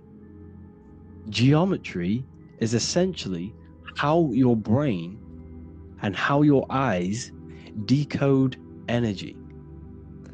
So what you are seeing is the mathematical codes of your brain creating reality. So what they teach you is the external is that geometry is God's way of creating this world, and these are the mathematical codes God's created. But now I'm telling you the internal. This is the truth. Geometry is how your brain mathematically condenses energy and light into a physical reality. So therefore, your brain is a computer program. So now geometry is nothing outside of you. Geometry is not something created by something else. It's created by your brain. Your brain produces these patterns through mathematical codes by breaking down energy into physical reality. And this is why you see geometry in everything around you. This completely changes your view on geometry. It's in your ear, it's in your face, it's in everything. Geometry is everything. Okay, so now that you understand this, now, as we were talking about the visual field earlier, the ancients knew about this. The ancient Egyptians knew about this. We can see this symbolism inside of the casket, the Egyptian casket. See, this crossover represents the visual field. This represents the back of the brain. This is the left hemisphere, the right hemisphere. And now some of the most simplest teachings in geometry is that straight lines are masculine and curved lines are feminine. And we even see this in the human body. The feminine human body is curvy and the masculine human body is liney. And even with the genital reproductive area, we have a line and a curve, 0 and 1, the binary code of all creation, 0 and 1, because that's basically all that exists. Nothingness and one, nothingness and God, nothingness and consciousness. That's all that exists. Now that I've told you that, the basics of geometry and the line and the curve and the feminine and the masculine, what do we have here? You see this stick here? This is a curve. And what's the right hemisphere? The right hemisphere is the feminine, the feminine energy, the feminine aspect of our brain. Then we have a straight line. This is straight lines. Now this represents the left brain. So the Egyptians are showing you the left masculine brain and the right feminine brain because of the curve and the straight line. And this is the visual field, the crossover. So there's a crossover in the brain. The left eye is connected to the right brain. The right eye is connected to the left brain. Okay, so the left eye is connected to the right brain. The right eye is connected to the left brain. The solar and the lunar. So, like I said, everything outside of you is basically energy. Your body is basically a holographic avatar, condensed energy produced by your brain. There's nothing actually outside of you. Your 5 senses are electrical threads of light. And when you touch something, this is basically electrical signals in your nervous system, which are reporting back to the brain. Therefore, what you touch is actually, you're not touching. The feeling that you feel when you touch something is not the true feeling. That's your nervous system you're feeling. You're feeling your nervous system in the brain. It's electrical signals to your brain. So the 5 senses do not decode, well, what you're experiencing as the 5 senses is not outside of you. This is your brain interpreting electrical signals. You don't experience the world, you experience your nervous system and your brain. The nervous system is an extension of the brain. So this is the truth. This is not woo-woo spirituality. This is true consciousness science that I'm teaching you here. Okay? So nothing is truly outside of you. It is a universe. You yourself are the universe, the fabric of the universe itself. The only thing that exists outside of you is essentially energy. That is it. And your body and your brain condenses this energy into reality. So when we look into architecture, why is architecture, the ancient architecture, so important? Because what did I tell you at the beginning? Shapes and physical matter is condensed energy. Each shape holds specific energy. Some shapes hold more energy, emit more energy. Some shapes condense energy. Some shapes transfer energy. Each shape, each geometric shape has an energetic principle because matter is essentially energy. So when we look into cathedrals and the ancient buildings, they were filled with geometric patterns, geometric shapes, because they understood the energy principle. Architecture is basically solid energy. It's physical energy. It's going to be imprinted on your body. It's going to be imprinted on your body. So essentially, they filled their buildings with high energy geometric shape, high energies. Okay? So in the real reality, in the energetic plane, this building would basically look like this: lines and grids of energy. Okay? This is what it would look like in the energetic plane. A blueprint of the energy body.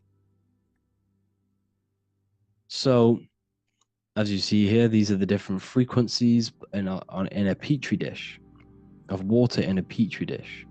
And you can see they are specifically aligned up with these specific patterns. You can see geometry even within geometry. It's fractal. So essentially, when you would stand inside of these buildings, they would imprint the energy of the building in your body, because your body is healed through energy. You have an electromagnetic field around your body. So by creating buildings with geometric patterns, we are essentially increasing the energy of the building, because the building itself is energy. Okay? So when we fill it with geometric patterns, we're increasing the energy. We're giving it a certain energetic imprint. So when you stand inside of that building, you're being imprinted with that energy. Okay?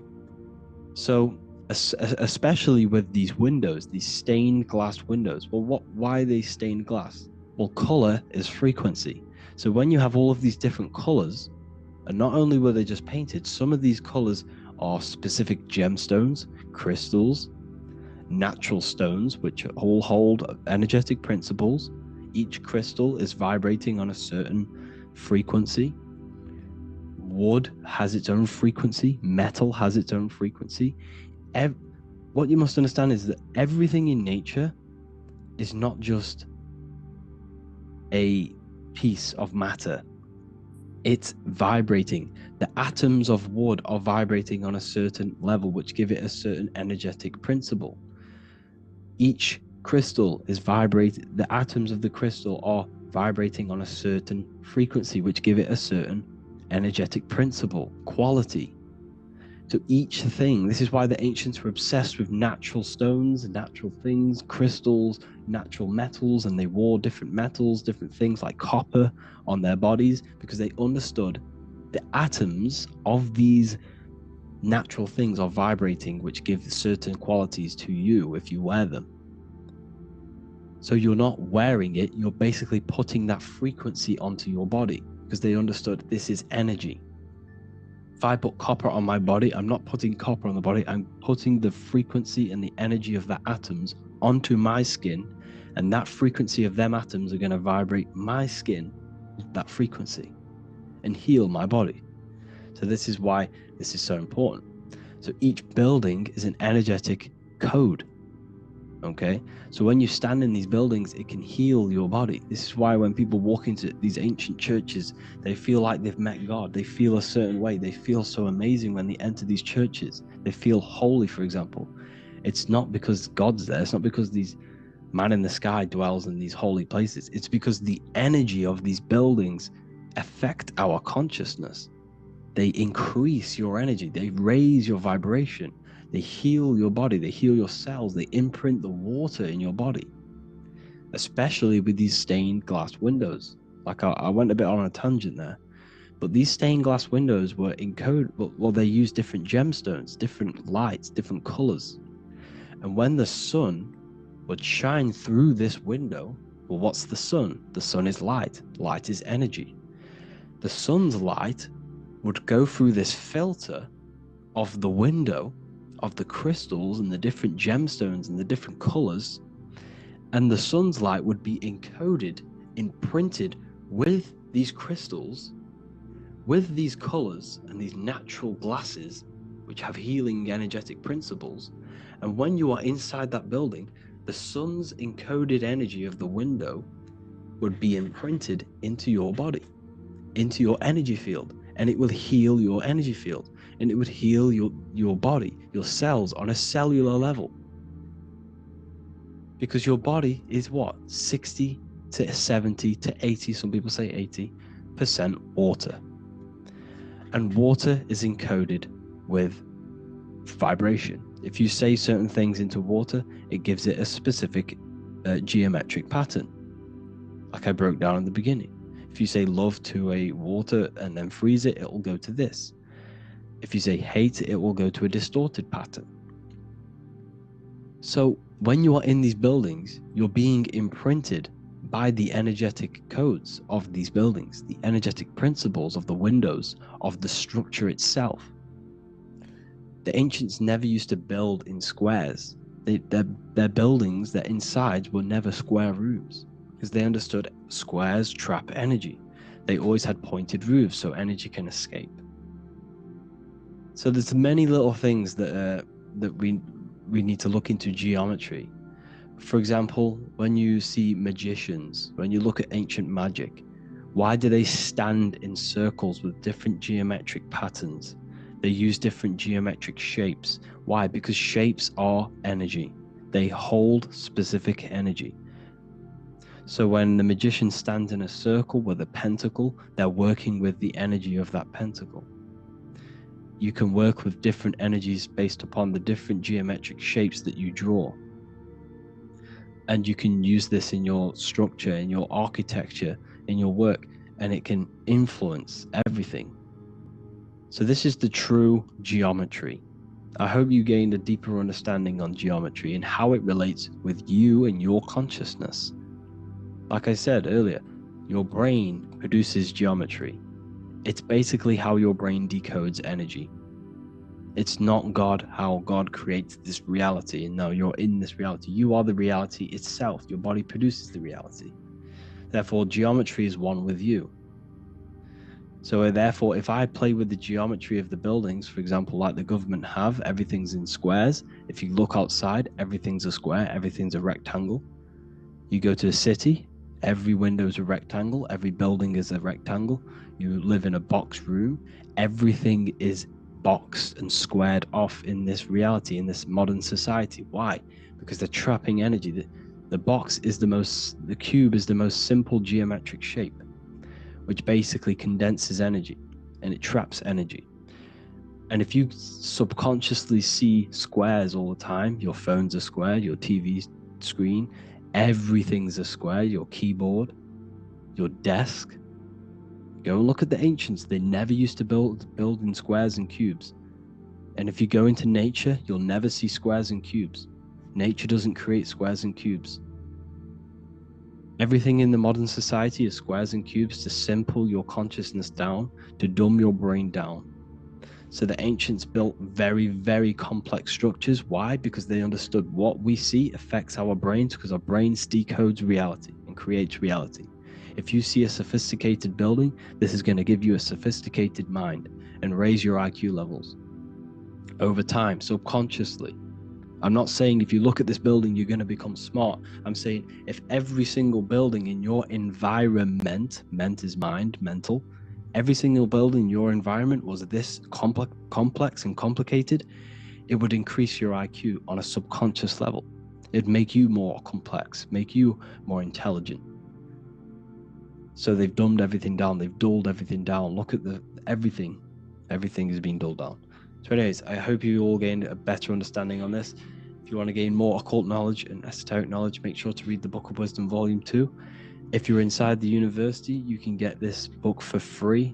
Go to the general chat area and follow the instructions and you can order yours for free. Truly life-changing stuff, because the issue is with the world is that no one really understands who they are, what they are, and why we are here. That is the issue for people's depression, for people's wrongdoings. They don't understand who they are, what their emotions are, what their mind is, what their body is, what reality is. This book gives you that. This book gives you the sense of understanding, the sense of well-being that will give you a better life, because you understand life and what life is. And if you truly want to take your studies to the next level, we have the Ethereal University. This is the place for truth seekers, where you can connect with like-minded people so you don't have to feel insane, because not many people think this way. I've been there when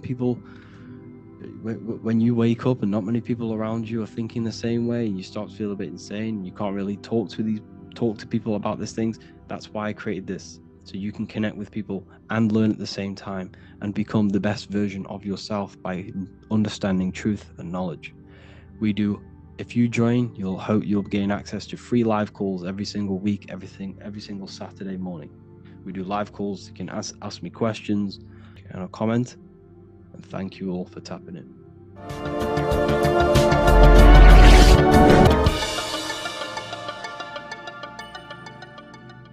Welcome to Revival of Wisdom. Today we're going to be breaking down Saturn worship and how the occult are linked in with Saturn. Okay, so first of all, let's start with the celebrities. All these celebrities are doing 666. Okay, covering the one eye, which also symbolizes the all-seeing eye, which is another occult symbol. But we're focusing on the 666, the 6 with the 3 fingers. Also, we have CERN with the 666 within their logo. Also Disney, okay, as you can see here, 666 within their logo. Pepsi, Coca-Cola, and even Cadbury's. Monster Energy with the 666 in Hebrew numerals. Unleash the beast. So what is 666 to do with Saturn? Because on Saturn, there is on their north pole of Saturn, there is a 6-sided hexagon. Okay, so Saturday is named after Saturn Day, the 6th planet. It is also the 6th day of the week and has a 6-sided polygon on its north pole. 666. Not only that, when you create a star out of the hexagon, you will create a 6-pointed star. Okay, with 6 triangles within the star and a 6-sided hexagon, which all adds up to 666. Okay, so this is why all these symbols contain 666. So why do they worship 666? Saturn. Because Saturn is the god of time and death.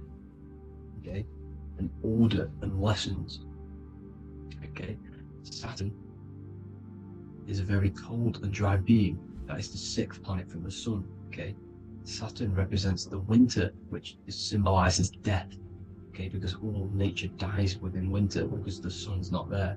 So it represents darkness and death. It rules the zodiac sign of Capricorn. Okay, so in the celestial cycle, Saturn is always opposite the sun. So it's the opposite of the sun. So they're worshipping this energy which is death-like. Okay, this god which is death and does not bring life. Okay, also is the god of time. Okay, also in the Roman and in Greek it's called Chronos. Okay, which is just a translation for time. It's also known as the Father Time, aka the Grim Reaper. Okay, the Grim Reaper, keep that in mind, we'll come back to this.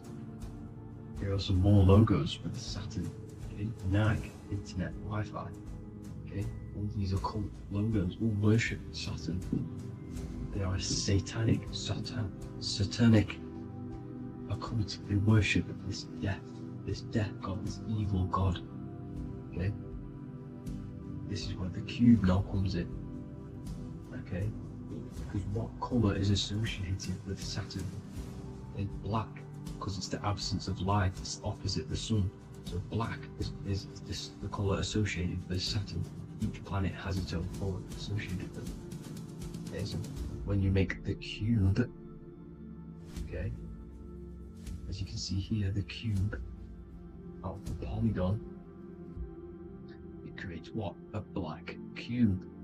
Okay, and the Kabbalah, okay, Kabbalah means cube, Allah means the god, the cube god.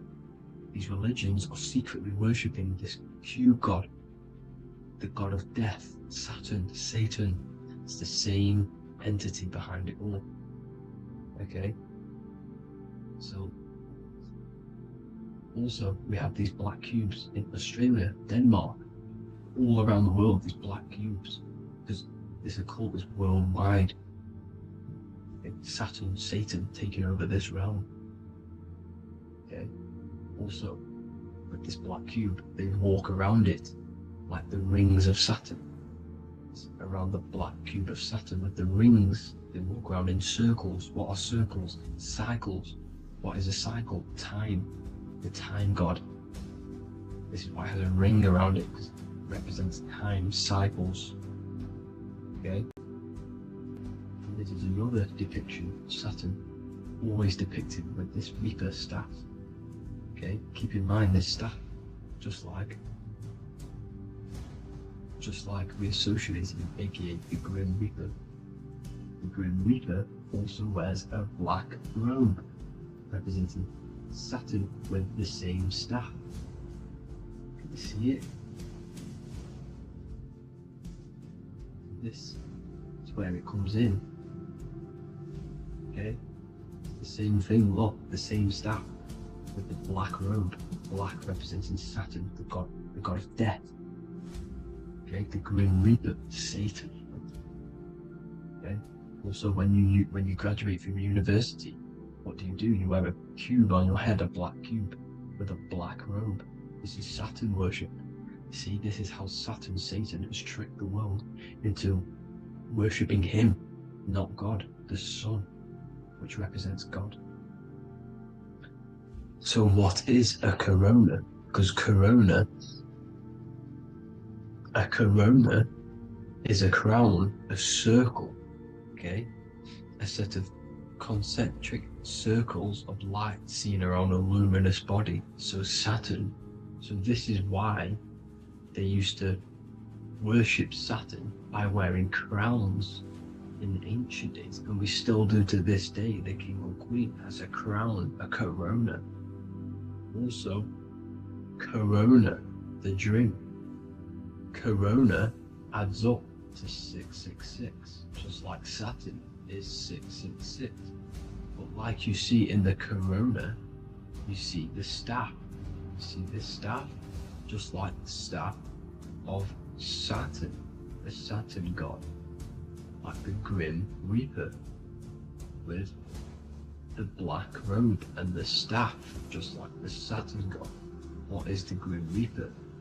It's a killer. It represents death, just like Saturn, the god of death and time.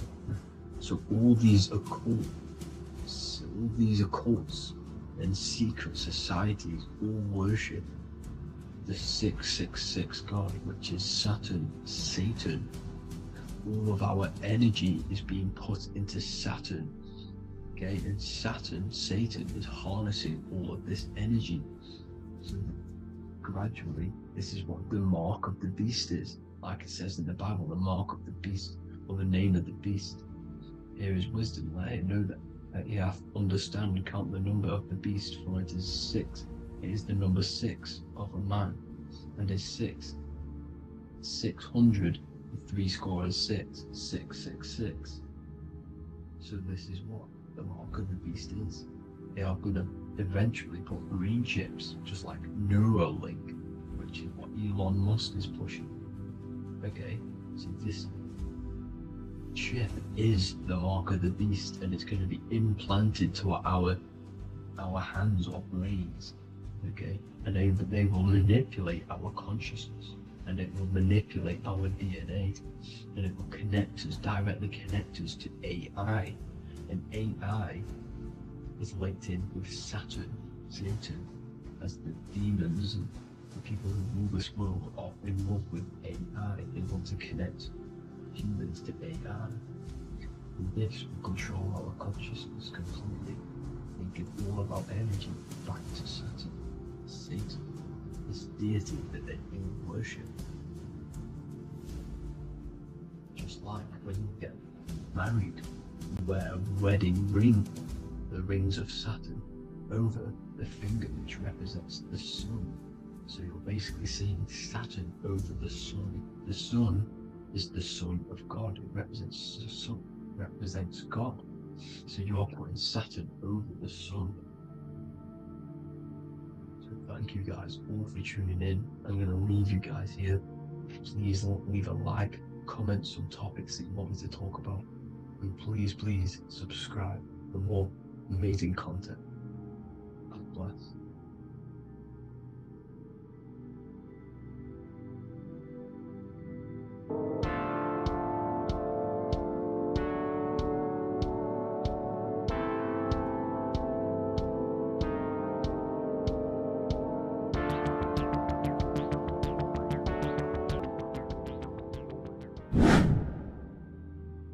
What is good, YouTube? Today we're going to be talking about the astral plane and how the cosmology fits into the astral plane. Okay, so first let's go over the astral plane and go over the different layers of reality so that you can understand reality more.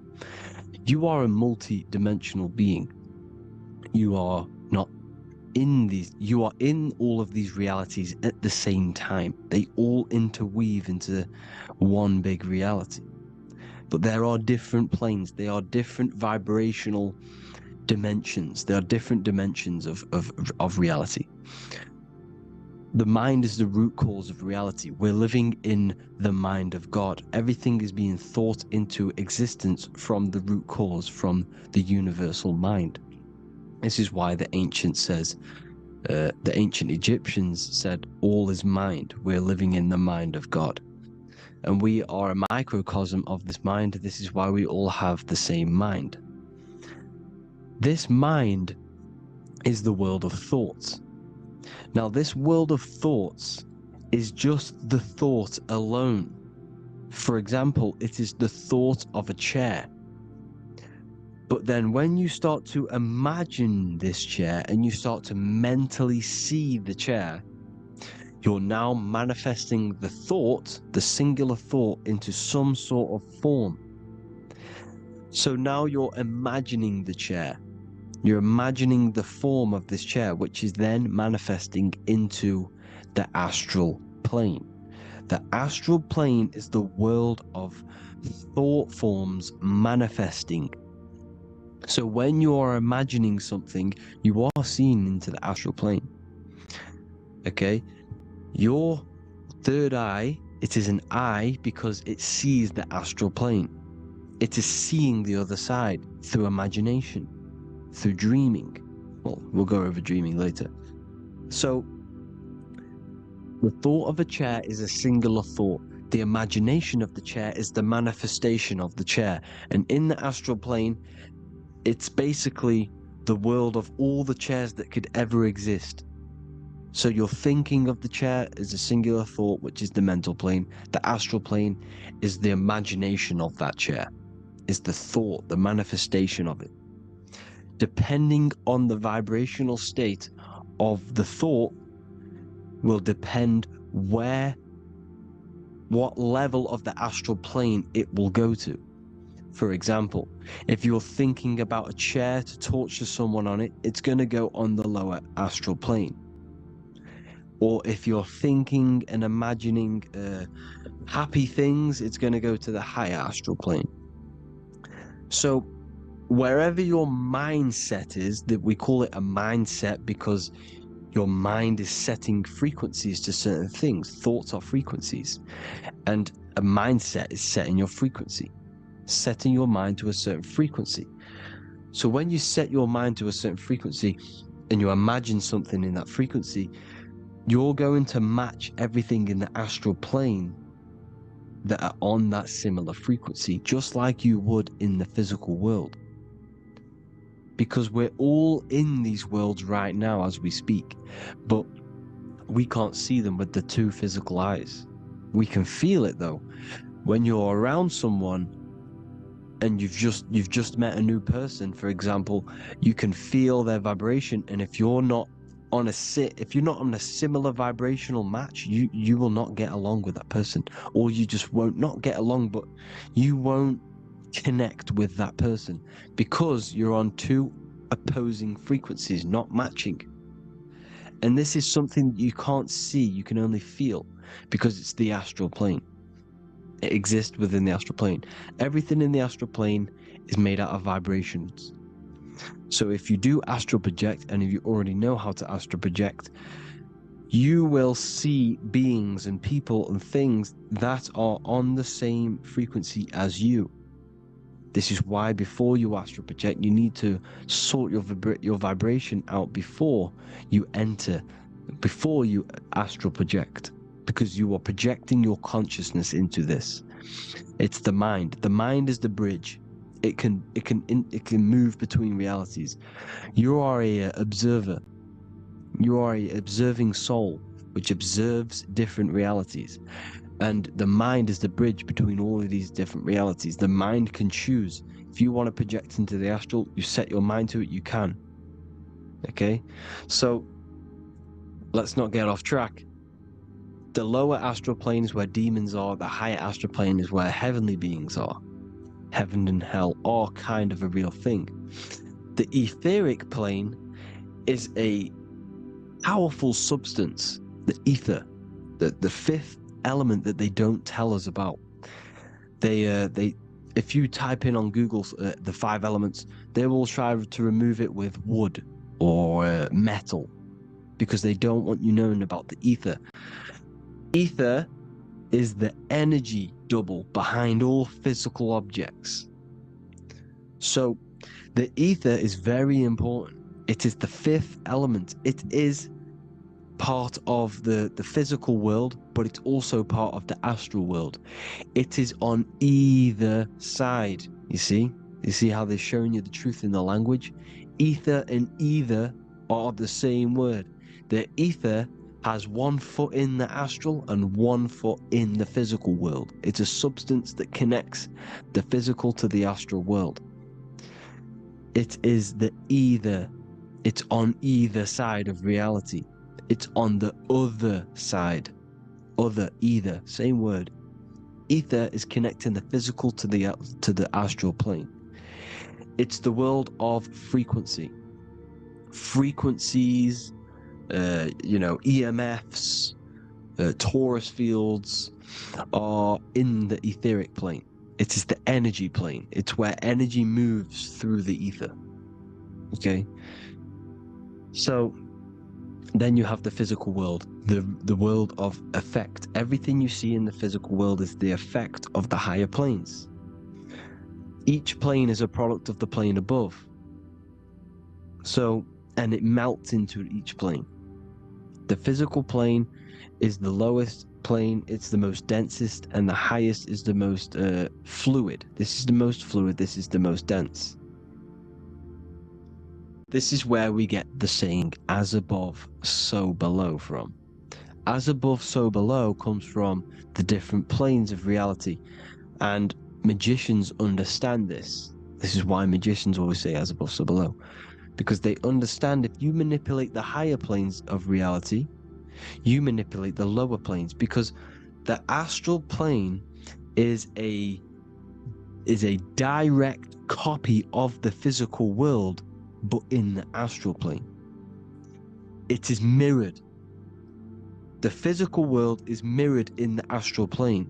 They are both the same world, but just different vibrational states of the world. Kind of. It's hard to put this in words, people, so just try and understand. The astral plane is the double. It is whatever happens in the astral plane happens in the physical plane. This is why magic works. This is why demons work. This is why spirit communication works. Because if you manipulate the higher planes, you manipulate the lower planes. As above in the astral, so below. Leonardo da Vinci showing you to look up, pointing up. You gotta look up. He's telling you to change the mind, you change the physical world. You change your emotions, you're on the astral plane, you change the physical world. You change your reality by changing the higher planes. This is the Masonic 11. The 2 pillars. This is the 11 also symbolizing the 2 hemispheres of the brain here. But the 11 symbolizes the 2 mirrors. 11. 11. 9, 11. 9, 11 adds to 11. 9 plus 1 plus 1 equals 11. The Twin Towers were in 11. Flight 11 was hijacked. Because it's a mass ritual within the astral plane. Now, we're going to go deep into that later, and I'll show you these rituals they do in order to manipulate the astral plane. So, this is what the 11 is. It's the mirroring of reality. If you contact spirits and conjure spirits, you can either summon or attract demons and spirits. Summoning is creating a spirit. You create demons.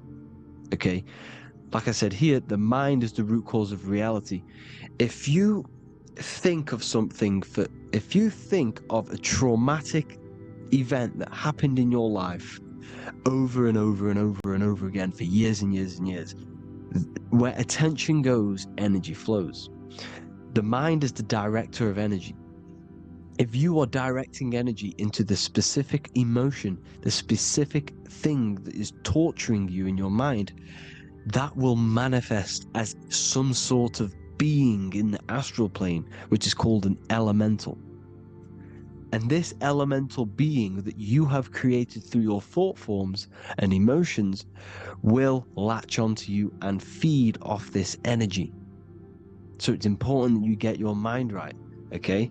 It's important you sort that you file the mind and you discipline the mind.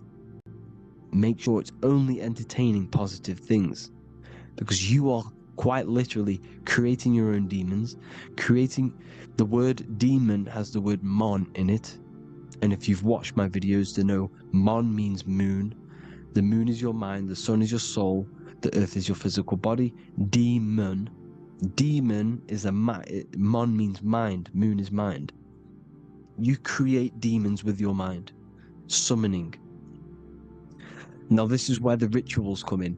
9/11 was a ritual because everyone was thinking about this big fearing, the death of 9/11. Everyone was thinking about it, and all of their minds thinking about this horrific thing will manifest and summon a negative energy spirit elemental within the astral plane. That's how all of this works.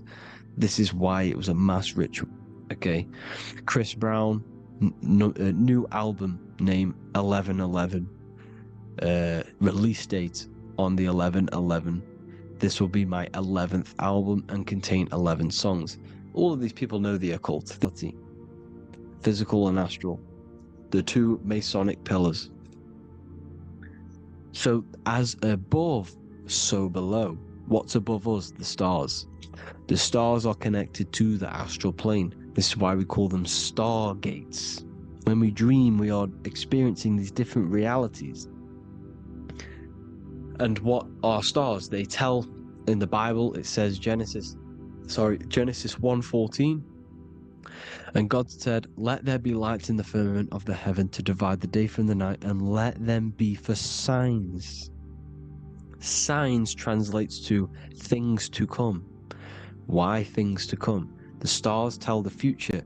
Why? And why do we say as above, so below? As above us is the astral plane and the etheric plane. As above, so below. Whatever happens in the stars happens on Earth. The stars are connected to the astral plane. Above us is the astral plane. We are a star in a physical body. This is why we say Mr., Sister, stir equals star. The E and the A are interchangeable. We are stars, and the stars are the start of our incarnation. We start in the stars, same root word, and we descend through the 7 energies, which are our 7 chakras. Then we enter the heart of the soul system. The heart rearranged spells Earth. And this is the true cosmology. Here's the Masonic cosmology. This is Masonic now. Here's the firmament. Let there be a firmament in the midst of the waters to divide the waters from above from the waters that below. Genesis 1:6. The firmament, firmament comes from the word firma, Latin, I'm pretty sure, which means firm. When something is firm, meaning it's stable, it does not move, it is firm. The firmament is firm. So is the firmament. Genesis 1:6. What does he say? Genesis 1:3, sorry. Let there be light. This is before the sun and the moon was created. Let there be light. Before the sun and the moon was created, light was appeared. So what's that tell you? This is a holographic projection from some sort of light being, some sort of projector. And that projector is the all-seeing eye you see in the Masonic cosmology. This is the all-seeing eye projecting the light beams. Let there be light. Everything is made out of light. The universe is created out of light waves. The torus field is one unit of light. The light projecting this reality is Polaris. Okay, the famous all-seeing eye. Now, what else? Then we have after let there be light in Genesis 1:16, and God made the two great lights. This is the sun and the moon, electric, magnetic, male and female. Then we have the Masonic checkerboard, the black and white symbolizing dualities within the dualistic reality we're in, spirit and matter, light and matter, rest and motion, positive and negative, good and evil. Everything's dualistic here. Okay? And it's a dance. The universe is a dance between flickering of white and black light, which is the Taurus field. We're not going to go over that, but this is all connected to the astral plane. This is the true cosmology. The astral plane cannot work on a spinning monkey ball in the middle of space. Does not work. Cannot work. It's impossible. Okay? Impossible.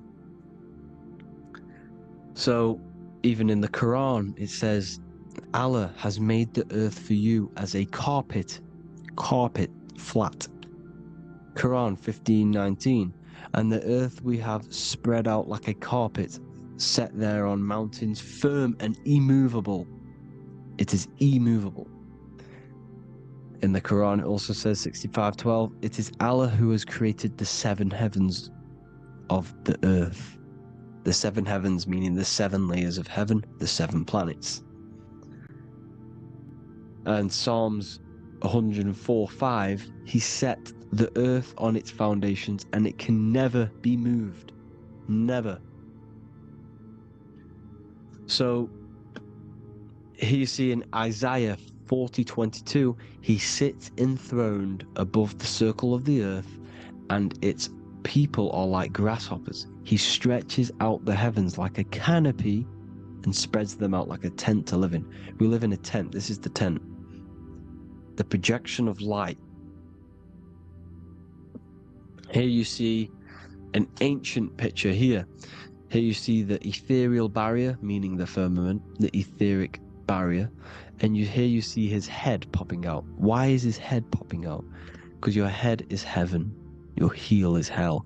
Your head has access to the astral plane. This is why your head is heaven. The pineal gland, when stimulated, has access to project itself, project consciousness into the astral plane. Here you see another ancient picture here with the Masonic Royal Arch, with the zodiac here, the zodiac on the top, arching, because there's a firmament above us. Here's God in the brain. Consciousness is God. Here you see the Masonic Royal Arch, symbolizing the firmament. George Washington above the Masonic Royal Arch. These are the stars. This is Polaris projecting reality. Here's ancient churches with the dome. Polaris projecting reality with Jesus. Disney World is under the dome. The seven layers heaven, ancient paintings, all depict if you go and look at the ancient paintings, they'll all depict the firmament, the arch above us. This is where we get interesting. The Masonic Royal Arch has the 6-9, which is Cancer. The constellation Cancer, which is 6-9 is associated with portals, because CERN is the 6-9. Okay, CERN is opening portals. They're trying to create a portal to the other side.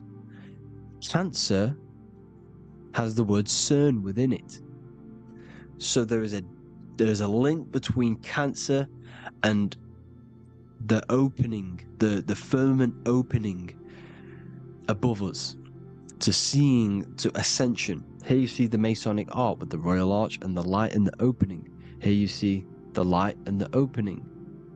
This is the opening of the firmament. Here's the Hebrew cosmology with Sheol, the underworld, and the opening. So Cancer is definitely. Now, we're going to go change a bit now. These celebrities that you are seeing they have not sold their soul to Satan, okay? They have not sold their soul to Satan. Satan is a demonic, low vibrational energy that has been summoned over. So since Babylon was summoning this demonic energy, and this demonic energy in the astral plane will grow and grow and grow. It has no form. It has no physical form. Okay? But you can see it in the rappers. If your third eye is open, you can see clearly that these people are demonic. You can sense the energy that they're manifesting. Selling your soul is not what you've been told. It is gaining, because your soul is pure love, okay?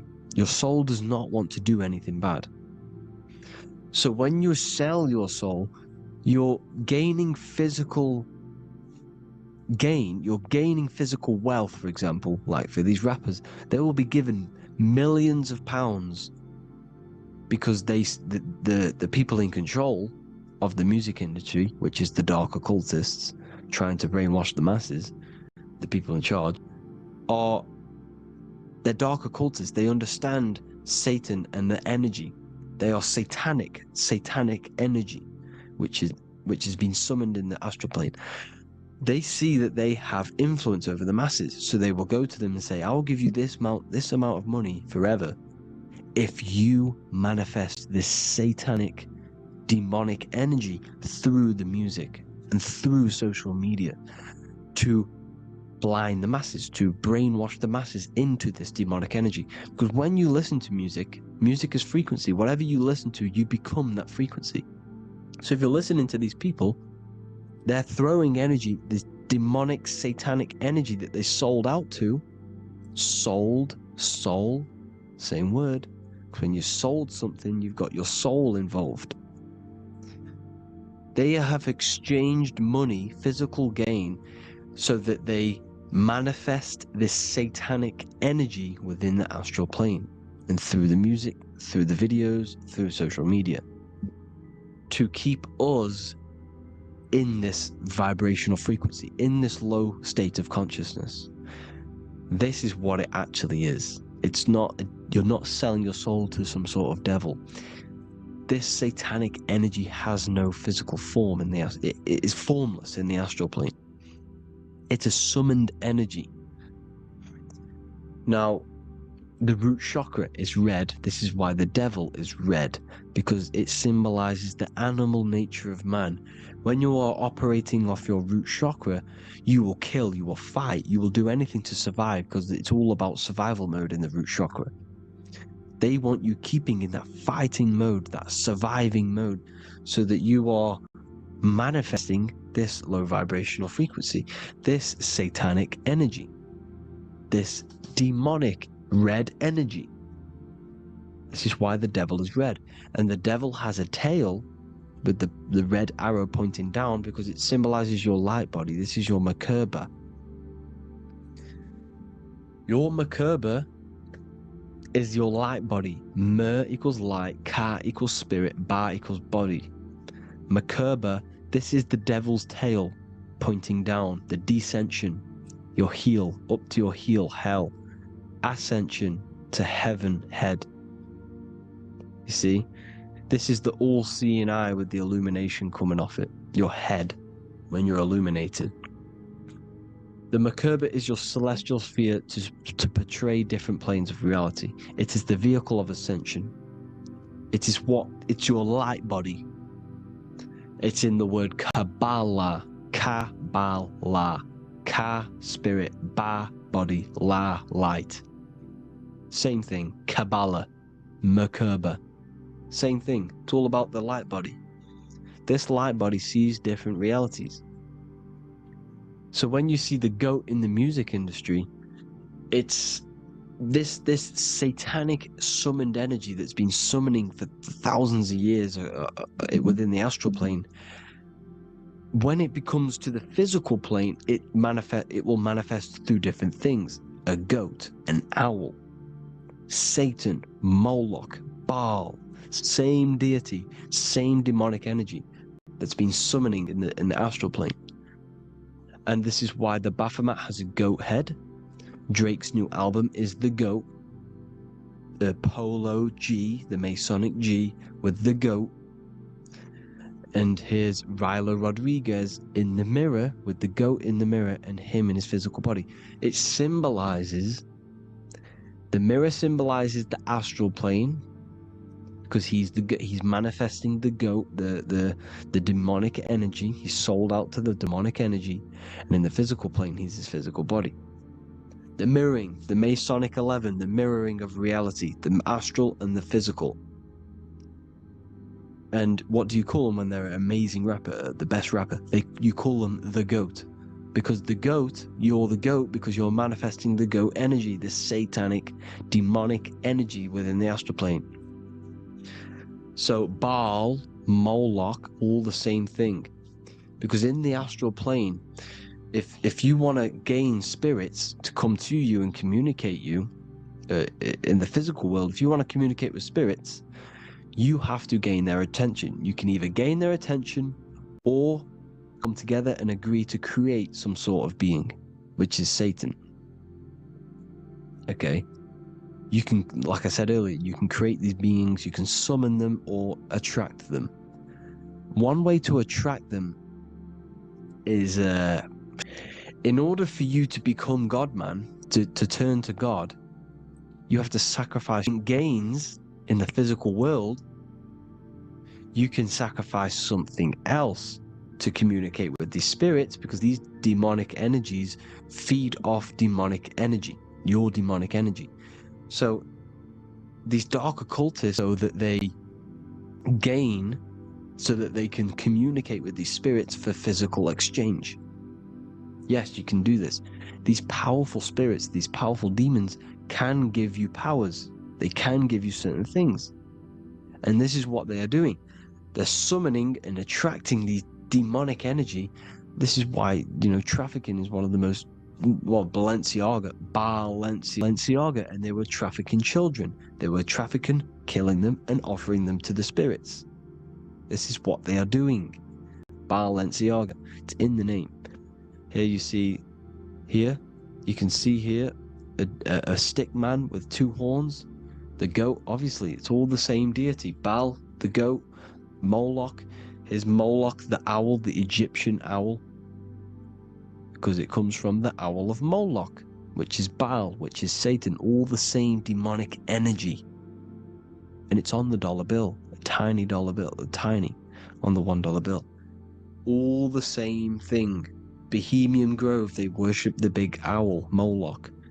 It's all the same thing. It's all one big demonic energy which has been summoning in the astral plane. And it's trying to take over Earth, the physical plane. That's what it's doing. So I hope you all gained a deeper understanding of the astral plane and what's actually going on in the world. Please leave a comment if you can to help the algorithm. Drop a like if you like this content.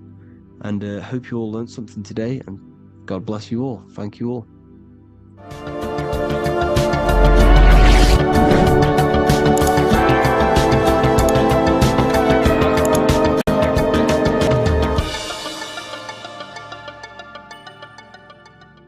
In this video, we're going to be talking about the evolution of consciousness. You are born human, however you possess consciousness, which is the awareness behind your being, the awareness behind your thoughts, the experiencer behind your five senses, the experiencer, the observer behind your thought, emotions, and senses. You are an eye, an invisible consciousness looking through a lens, which is your body. Your body produces this physical world that you experience. Your brain produces this world. Your brain and body is a technological computer. However, you are an infinite, ever-expanding consciousness behind this physical body. And there is an evolution of consciousness, a cosmic journey of expansion. And this is why we see so much pyramid symbolism in the occult and esoteric world, and especially within Freemasonry. Because the pyramid represents climbing, an evolution, a raising state of consciousness, a journey. Steps symbolize a journey upwards. This is the raising and the evolution of consciousness, our inner world, the transmutation of our inner selves, of our souls and consciousness and our minds. So when we see this pyramid, we're seeing a evolution, a way up to source consciousness. And the eye in the pyramid represents your source consciousness. It represents illumination. It represents divine guidance through this evolution of consciousness. This is why we see the ladder. Consciousness is ever expanding on an infinite journey of evolution. Each individual is a part of this cosmic process, contributing towards the ongoing expansion of both mind and awareness. As we evolve, we collectively explore deeper levels of existence, expanding the boundaries of thought and consciousness. The mind has the ability to expand infinitely into new realms of thought, into new dimensions of mind. The mind cannot be filled up. It is not a physical substance. The body can be filled up because it is a physical thing, but you cannot fill the mind. Therefore, the mind is constantly expanding, ever expanding into new fields of thought. So what we see in Freemasonry, the ladder, is again a journey, an elevation of consciousness. When we are born with an infant consciousness, and as we gain older, we gain an adult consciousness. Our inner world, our inner mind, and our emotional intellect changes and evolves. We are significantly different from when we were very young as an infant. It's because our consciousness evolutes, it changes, it alters like water. So just like this evolution of your own consciousness as growing up, there is consciousness of beings existing in cycles beyond our own. And their consciousness is unimaginably different from ours. They operate on a higher level of understanding and knowing, experiencing reality in ways that transcend our current comprehension. Our minds right now cannot comprehend the highest states of consciousness. There are entities, there are beings beyond our own, existing in higher dimensions of consciousness that we cannot comprehend because they have expanded. They are on a further way up the ladder of consciousness. However, we are all on the same journey. None of us can take the same journey. There is one ultimate goal, reaching source consciousness. However, this is always ever expanding. However, we are all on a different journey. There is one truth, one source, one goal. However, there are billions in different ways of reaching it, and we are all on these different paths to source consciousness, to this ladder, this evolution of universal evolution. Okay? Their awareness is attuned to new dimensions of existence, reflecting a more advanced stage in the cosmic journey of consciousness evolution. So when you take DMT, you are shot into these higher realms of consciousness where you meet these beings who look similar to these images. They are not speaking to you physically. They don't speak to you three-dimensionally through vibration and words. They speak to you mentally. If you have done DMT, then you know this. And if you have met these beings, then you know this. You might have even met some of these types of beings on mushrooms or any psychedelic drugs. Because ultimately, when you take these mind-altering substances, it's altering your consciousness. It's merging your consciousness with the spirit of that substance. And you are essentially attuning your mind to higher dimensions of consciousness. That's why we say we're getting high when we take these substances. Therefore, when you meet these beings on DMT, you are essentially meeting beings who are attuned to higher dimensions of consciousness, and they speak to you mentally. They speak to you telepathically through thought, because the universe is mental. Everything exists within the mind. The way you are now, your physical existence, is a state of mind. Mind, thought creates matter. Spirit and matter are two opposing ways of thinking. If we have a very spiritual mind, we have an expanded mind, we are a spiritual person through the mind. However, if we have a very low state of consciousness where we think about food, sex, lust, and all physical things, then we have a physical consciousness. Matter and spirit are two opposing forces, two ways of thinking. The mind attunes itself to different levels of understanding in different dimensions. So, essentially, this is what we're looking at. The body is a vessel for the fluidic, formless consciousness, a temple that houses the essence of our awareness.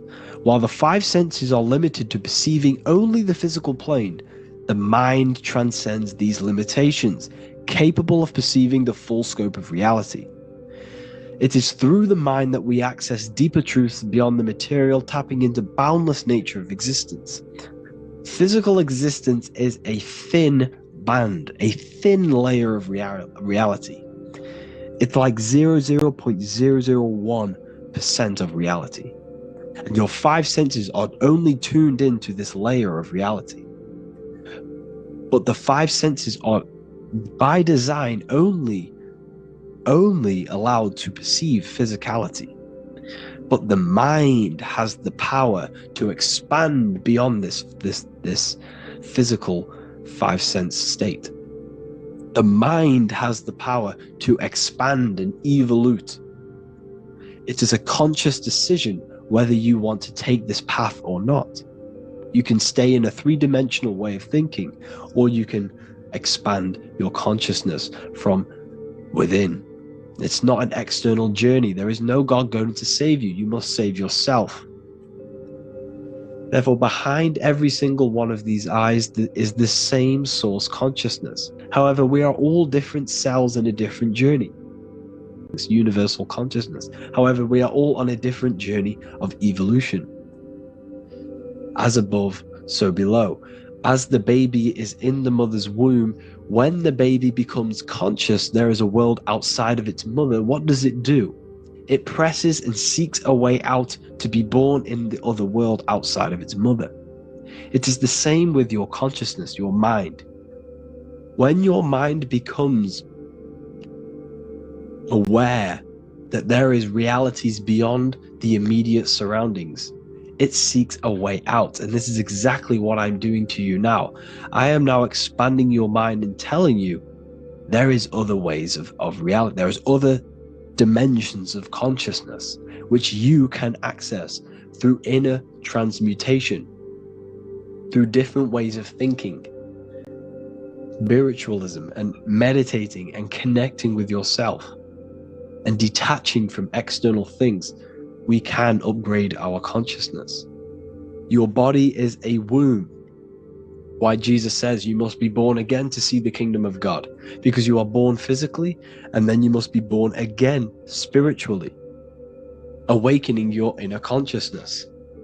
So like I said, as the baby is in the womb, it's the same principle. As above, so below. You were a baby, you were in your mother's womb, and you figured out there is a world outside of your mother, so you seek to weigh out your mother to be born in another world. It's the same now. You must do this now. This is your spiritual evolution. This is the evolution of consciousness. It's ever expanding. When you die, this is a transition. You must learn to not fear death. This is another part of your spiritual journey. You must master death. Therefore, like I said before, the mind has limitless capacity to expand into new realms of thought, continuously exploring uncharted ideas and concepts without boundaries. The mind can ever expand. It can never be filled. It can never ever know everything. There is infinite fields of knowledge, infinite fields of thought. Your current state is just one stage on an infinite pathway. You won't remain human forever. The human experience is a crucial phase where we learn to balance polarities, master the fundamental laws of the cosmos. It is a period of growth and transformation, preparing us for the next stages in our cosmic evolution. The goal is to strive for perfection, yet the true perfection is unattainable. It's like a tunnel, and there is a light at the end of the tunnel. And as you walk through this tunnel, the light is ever moving backwards. You should forever seek to meet that light, but you will never meet that light because consciousness is ever expanding. You should strive for perfection, yet knowing that perfection is forever unattainable.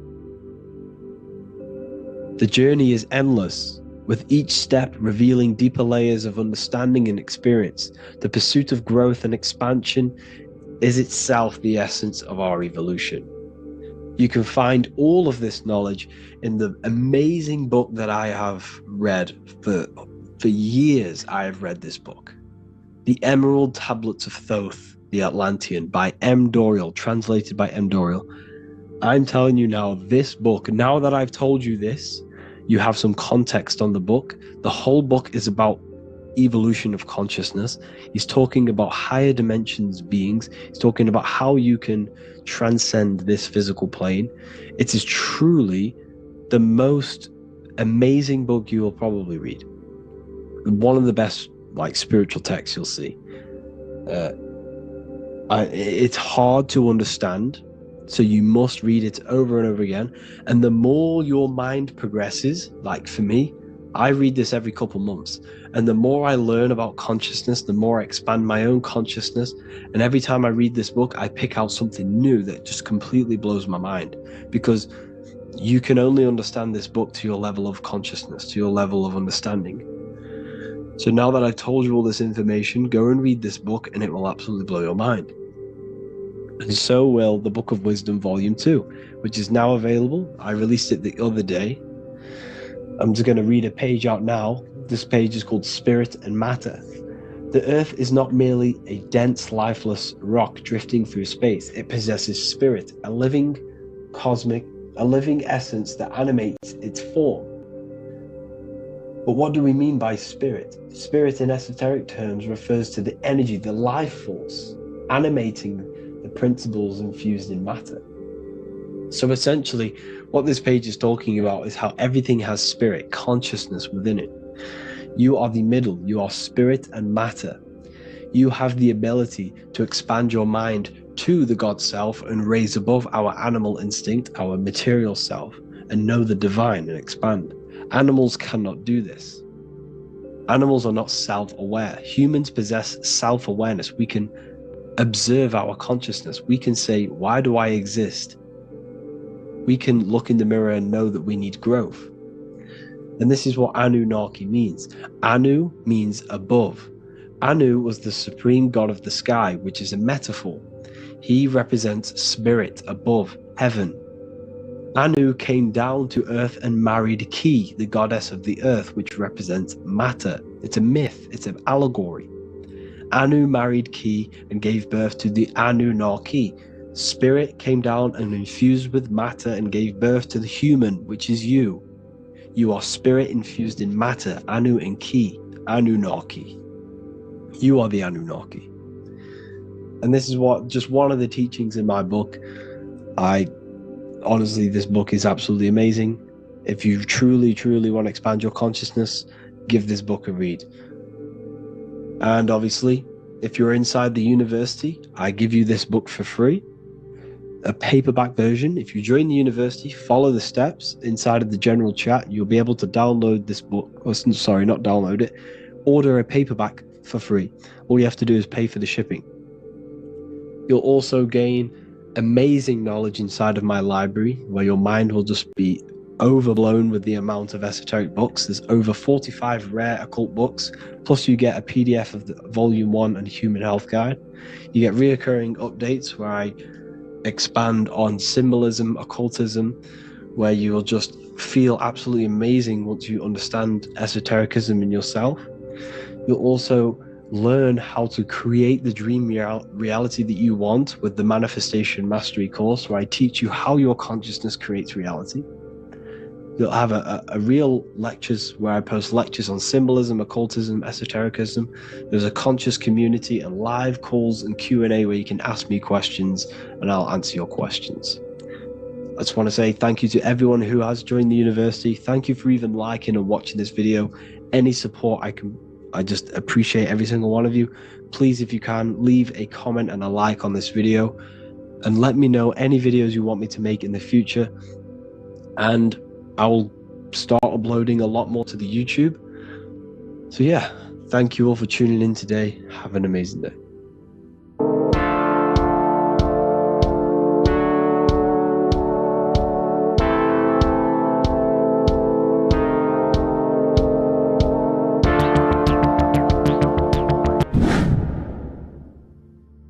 What is good, people? We're back with another video, and today we're talking about the chakras. Let's jump straight into this because I know there's been a lot of requests for this video. So let's jump straight into this. So you have 7 chakras, right? 7 chakras, and these chakras are feeding off your electromagnetic field, known as your aura. This is both positive and a negative pole, male and female. Now, your chakras, the word chakra just means wheel, spinning wheel, because that's what they are. They are spinning wheels of energy. They do not exist on this physical plane. They exist on the etheric plane. Okay. Now, these energy centers are known to regulate your emotions, and each energy center controls the organs and cells in that particular area of the body. So, for example, your sacral chakra will control the cells and organs of your sexual reproduction area. Okay, the navel chakra or solar plexus will control the digestion in your body. Same with the heart, same with the throat, right? So they are like mini brains for each center of your body. They run along up the spine, but notice the crown chakra exists outside the body. It's just above the head. Now, this process of the chakras is obviously the 7 colors of the rainbow, starting from red, which is the lowest vibrational color, all the way to violet, which is the highest vibrational color. This, like I said, these energy centers are feeding off your electromagnetic field. So if these chakras are unbalanced, they are taking too much energy from your electromagnetic field, making it weaker. Now, this is the North Pole. As you all know, the Earth is flat, and we live inside of a giant torus field, and the North Pole is the Earth Borealis, or the Northern Lights, whatever you want to call them. That's why they are green, and they are being emitted from this center point of the Earth, because it's symbolizing the heart chakra, which is green, right? Now, you do work your way up to these. However, this is a torus field. You are a torus field. You have different layers of this torus field, right? And you need to balance all of these chakras, but you can't move up these chakras until you open the one below it. So it's like a stairway. You can't go to your solar plexus without going through your sacral. You see? So you have to work up these. However, you have to work up these and then live from the heart, because the heart is the center of the torus field. It's the balance between male and female poles, positive and negative poles. So you have to balance all of these chakras and then bring them all into one, which is the heart chakra. Now, they exist on the etheric plane. They exist on the etheric plane, and the etheric plane is a layer of the material plane. It's the one higher than the material plane, and then after the etheric plane, it melts into the astral plane. So they exist just between the physical and the astral aspect. Now, this is the yin and yang matter, which is the lowest root chakra, physical matter, and then to spirit, because high vibrational matter turns into spirit, low vibrational spirit turns into matter. So they're interchangeable. This is the yin and yang. Now, when you see ancient paintings with the halos You see, this is like a toroidal field coming out the top of his head, you see, with a halo. This was symbolizing in the old days, in the ancient days, that they've aligned their chakra, they've reached Christ consciousness, which is God consciousness, right?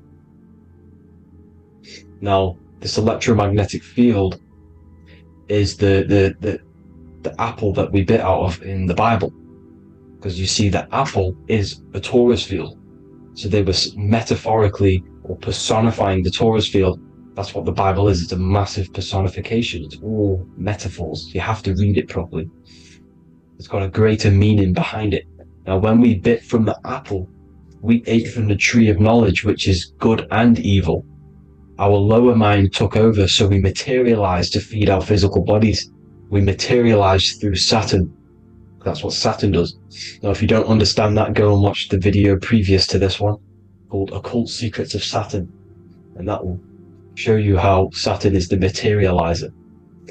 Now, this is one of the secrets behind the Masonic compass: electric and magnetic, male and female, duality, positive and negative. Now, like I said, they teach you about the torus field, about a magnet in school, but they don't teach you about your electromagnetic field.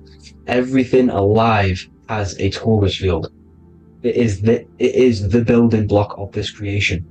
Absolutely everything has a torus field. There's not one thing without it. And as you can see here at the center of the apple, that's where the seed is. That's where the life is. The reproduction of that organism. As you see, this is where the most electromagnetic energy is stored, in the center, because this is where the two duality, this is where the field meets, at the very center. This is why the seed is at the very center.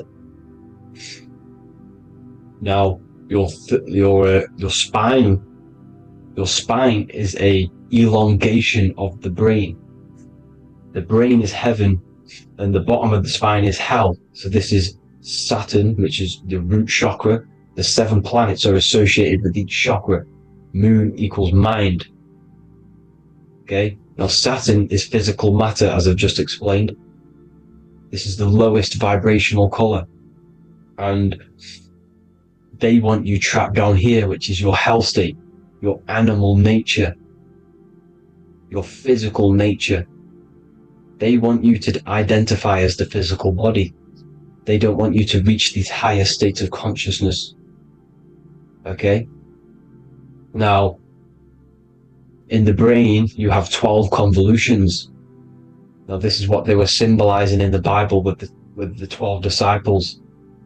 And obviously in the Bible, it says the upper room where Jesus met with his disciples. This is heaven, the brain, the higher states of consciousness.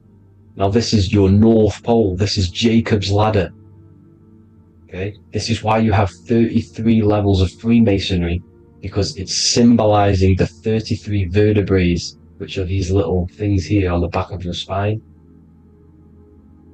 Because once the Kundalini energy from the bottom of your spine rises to the top, this is when you get enlightenment and opens your third eye. Spiritual enlightenment. As you can see here, this is Jacob's ladder. This is the Kundalini symbol, right? And they're even showing you this in the medical symbol. They're putting it in your face. But the serpents are wrapped around the spine. Now, the serpents symbolize how the energy moves around the spine, because it's a torus field, you see? At the center of the torus field, it wraps around the center pole. It wraps around it, and this is how the energy moves up. So they're symbolizing it with the serpents. Okay? Now, every religion has a sacred river. For the Egyptians, it's the River Nile. For Christianity, it's the Jordan River, right? This river is the canal, the energy canal at the center of your spine, all the way leading to heaven, to the Holy Land. This is the chamber which the energy rises up, right? Now, they used to say the gods descended from heaven to man. This is just heaven. This is the mind state. And they said the gods were connected by a rainbow bridge. That's the chakra system. the Rainbow Bridge. Okay, now the ancients called this place Midgard, Earth, where both evil and good live, right? Midgard. But you can go to heaven, which is a pure mind state, because once you're in heaven, nothing negative can ever bother you. That's completeness, pure Christ consciousness. Now this is why Jesus dies at 33. He didn't actually die, but it's symbolizing the death of the physical body. Not the death of the physical body, but his consciousness rising above the physical body to, as I said here, matter to spirit. Matter died off and he came spirit consciousness. This is symbolized by the 33 vertebrae, which is obviously the 33 levels of Freemasonry. And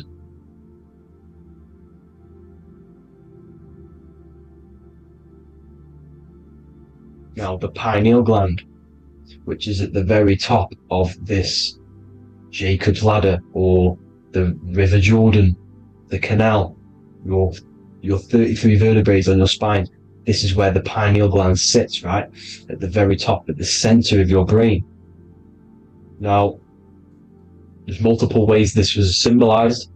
The Eye of Ra, which is used by the Egyptians. Now, this pineal gland is the seat of consciousness. This is where your consciousness is stored, right? And the ancient Sumerians used the pine cone, hence why it's got the word pineal gland, the seat of the soul consciousness. It produces DMT, dimethyltryptamine, which is known as the spirit molecule. And the pineal gland is wrapped in microcrystals, and we all know crystals transfer frequency and energy. Now, radios use crystals. A radio is a frequency transmitter, turning a frequency into a frequency that we can hear with our ears, right? Because all the radios are actually playing right now in your ears. However, our ears can't pick it up, so the radio transmits it into a frequency that we can hear using crystals. So this is the power of crystals, and this is what our third eye is wrapped in, crystals. Now, this third eye is not actually your third eye, it's your first eye. When you're being materialized in your consciousness never dies, ever. It's an eternal essence, it lives forever. You never actually die. Only the mortal body dies. Now that's what we call life. Life is abided by time, and time is change, and change is what we call life. Here, the pine cone is symbolized as the pineal gland, pine, and this is the opened pine cone. The opened pine cone means, or symbolizes, the awakened man, the awakened third eye. But the ones here, which the Sumerian gods are holding, these are shut pine cones, symbolizing the unawakened man. But let's not get confused, people. These gods were not gods. They are human beings just like you. They reached Christ consciousness. They are nothing more special than you. They just had the ability to reach Christ consciousness. And obviously their knowledge was far more intelligent than ours, far more advanced than ours. They knew the truth about this reality to the depths. Now, the ancient Hindus had a goddess called Kundalini, which is said that she descended by the means of a ladder or a cord from heaven, which is symbolizing the spinal cord.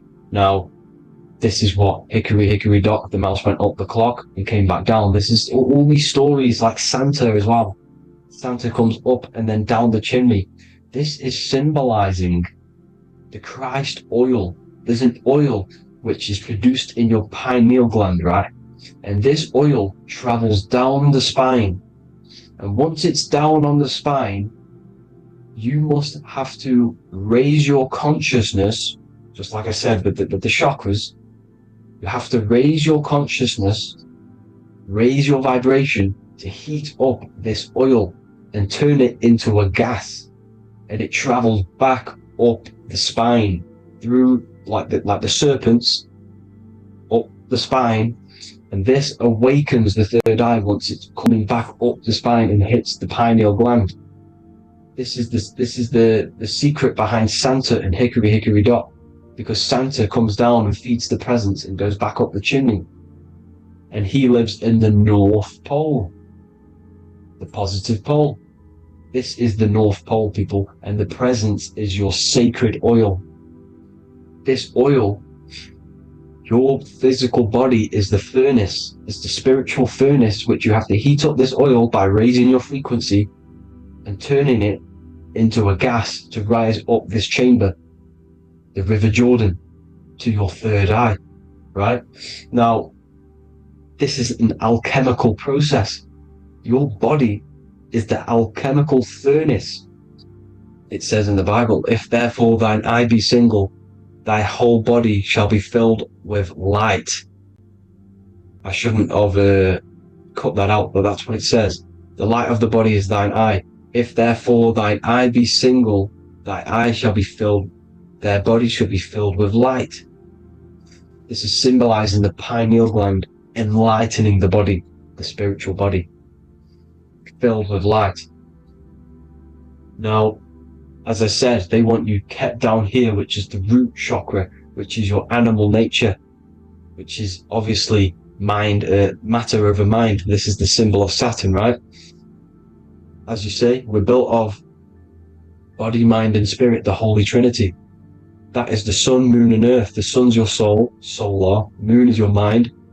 Earth, which is the cross, which is your physical body, the 5 elements, right? So body, mind, and spirit.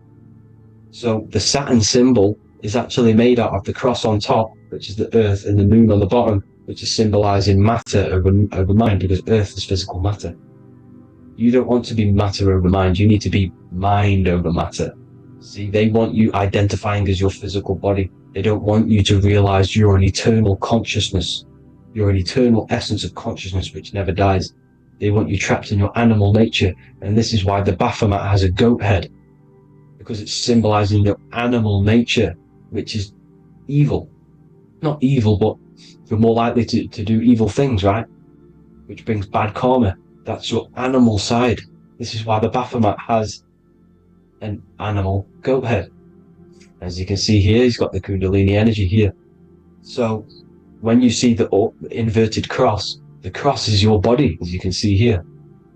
The inverted cross means your chakras downwards, down here. Your head's down here. Your mind is down here. But your mind needs to be up here, which is the upwards cross, which is Christ consciousness. And as we all know, 7 colors of the rainbow, 7 planets, 7 chakras. Red light is low frequency and long range. This is why Saturn is the slowest moving celestial body. And it's the lowest chakra, because it's low frequency, long range. The moon being the crown chakra, which is high frequency. This is why the moon moves around the quickest. The moon is your crown chakra, which moon in mind. See, so there are multiple ways of your chakras becoming blocked. Now, each chakra has a specific intelligence. It has a specific thing that it's doing for the body, right? Now, this can be overused. It can be abused. For example, masturbation. That keeps you down here in your sacral chakra, because you're abusing the energy center. You're abusing your sexual energy, which is then becoming unbalanced. So this is how energy, this is why these centers are pulling more energy out your electromagnetic field, because these centers are wheels. The chakras just mean spinning wheel of energy. So when you're abusing these certain centers, you're pulling energy out of your electromagnetic field, which is making your field weaker, which is making your frequency lower, which makes you prone to diseases, prone to lower negative energy, right? So you need to align these chakras. You need to unbalance them. And as you can see here, you can screenshot these to see how they're blocked. I'm not going to go over each one because it'll take me forever, but have a little read yourself. This is why they're blocked. Now, the ancients used to say Aum when they meditated. Now, these are the 7 vowels. There's not 5 vowels, there's actually 7. Now, when they say Aum, they're aligning all their chakras by saying this when meditating. This is where the Aum originated from. Now, emotion is energy in motion. So if you're feeling a certain way, that's the energy you've put in motion. It's a reflection. We live in a mirror reality. Everything's mirrored. Everything's mirrored. As within, so without, as above, so below. Everything's a reflection of some sort. So whatever you're feeling, you're doing something wrong. It's telling you you're doing something wrong from the root cause. Because your energies are the effect. You're feeling the effect of something you've caused. The law of cause and effect. Nothing escapes it. Now, the Jehovah's Witness believe that exactly 144,000 faithful Christians go to heaven or be resurrected, right? This is not true. This is symbolic. 144,000 go to heaven. Now, the petals on the chakras, this is the root chakra, this is the crown chakra. Now, if you add up the first 5 chakras, the petals, add up the petals on the first 5 chakras, you get 48. And then you get to the third eye, which has 2 petals. 48 times 2 equals 96. 96 plus 48, which you got from here, equals 144. The last chakra has 1,000 petals. Times 144 times 1,000, you get 144,000. This is a frequency. This frequency is the frequency of the ascension up your chakras. This frequency is a high frequency which turns that oil into gas, which rises up the spine, activating your third eye. Right?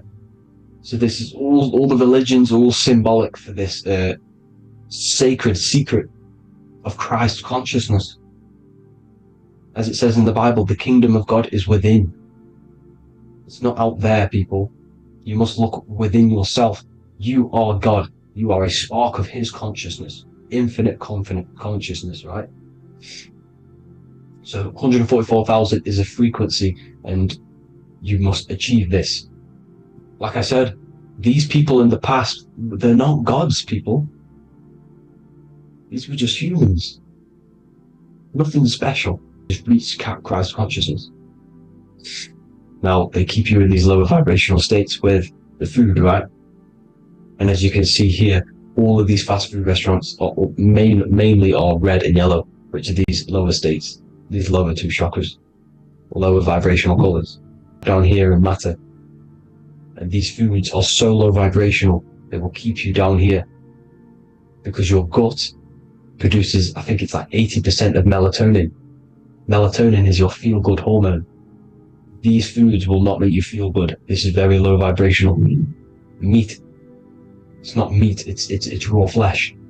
These animals are stripped from their family, put on a conveyor belt, watch their friends be tortured, and then get slaughtered in a slaughterhouse. Think of all the fear that's running through their blood, all the hormones, all the fear, and you're going to go and eat that very low vibrational energy. As you can see here, this is the light photons within fruit. You can see the life force in this fruit. You must think, feel, and do positive to raise your vibration.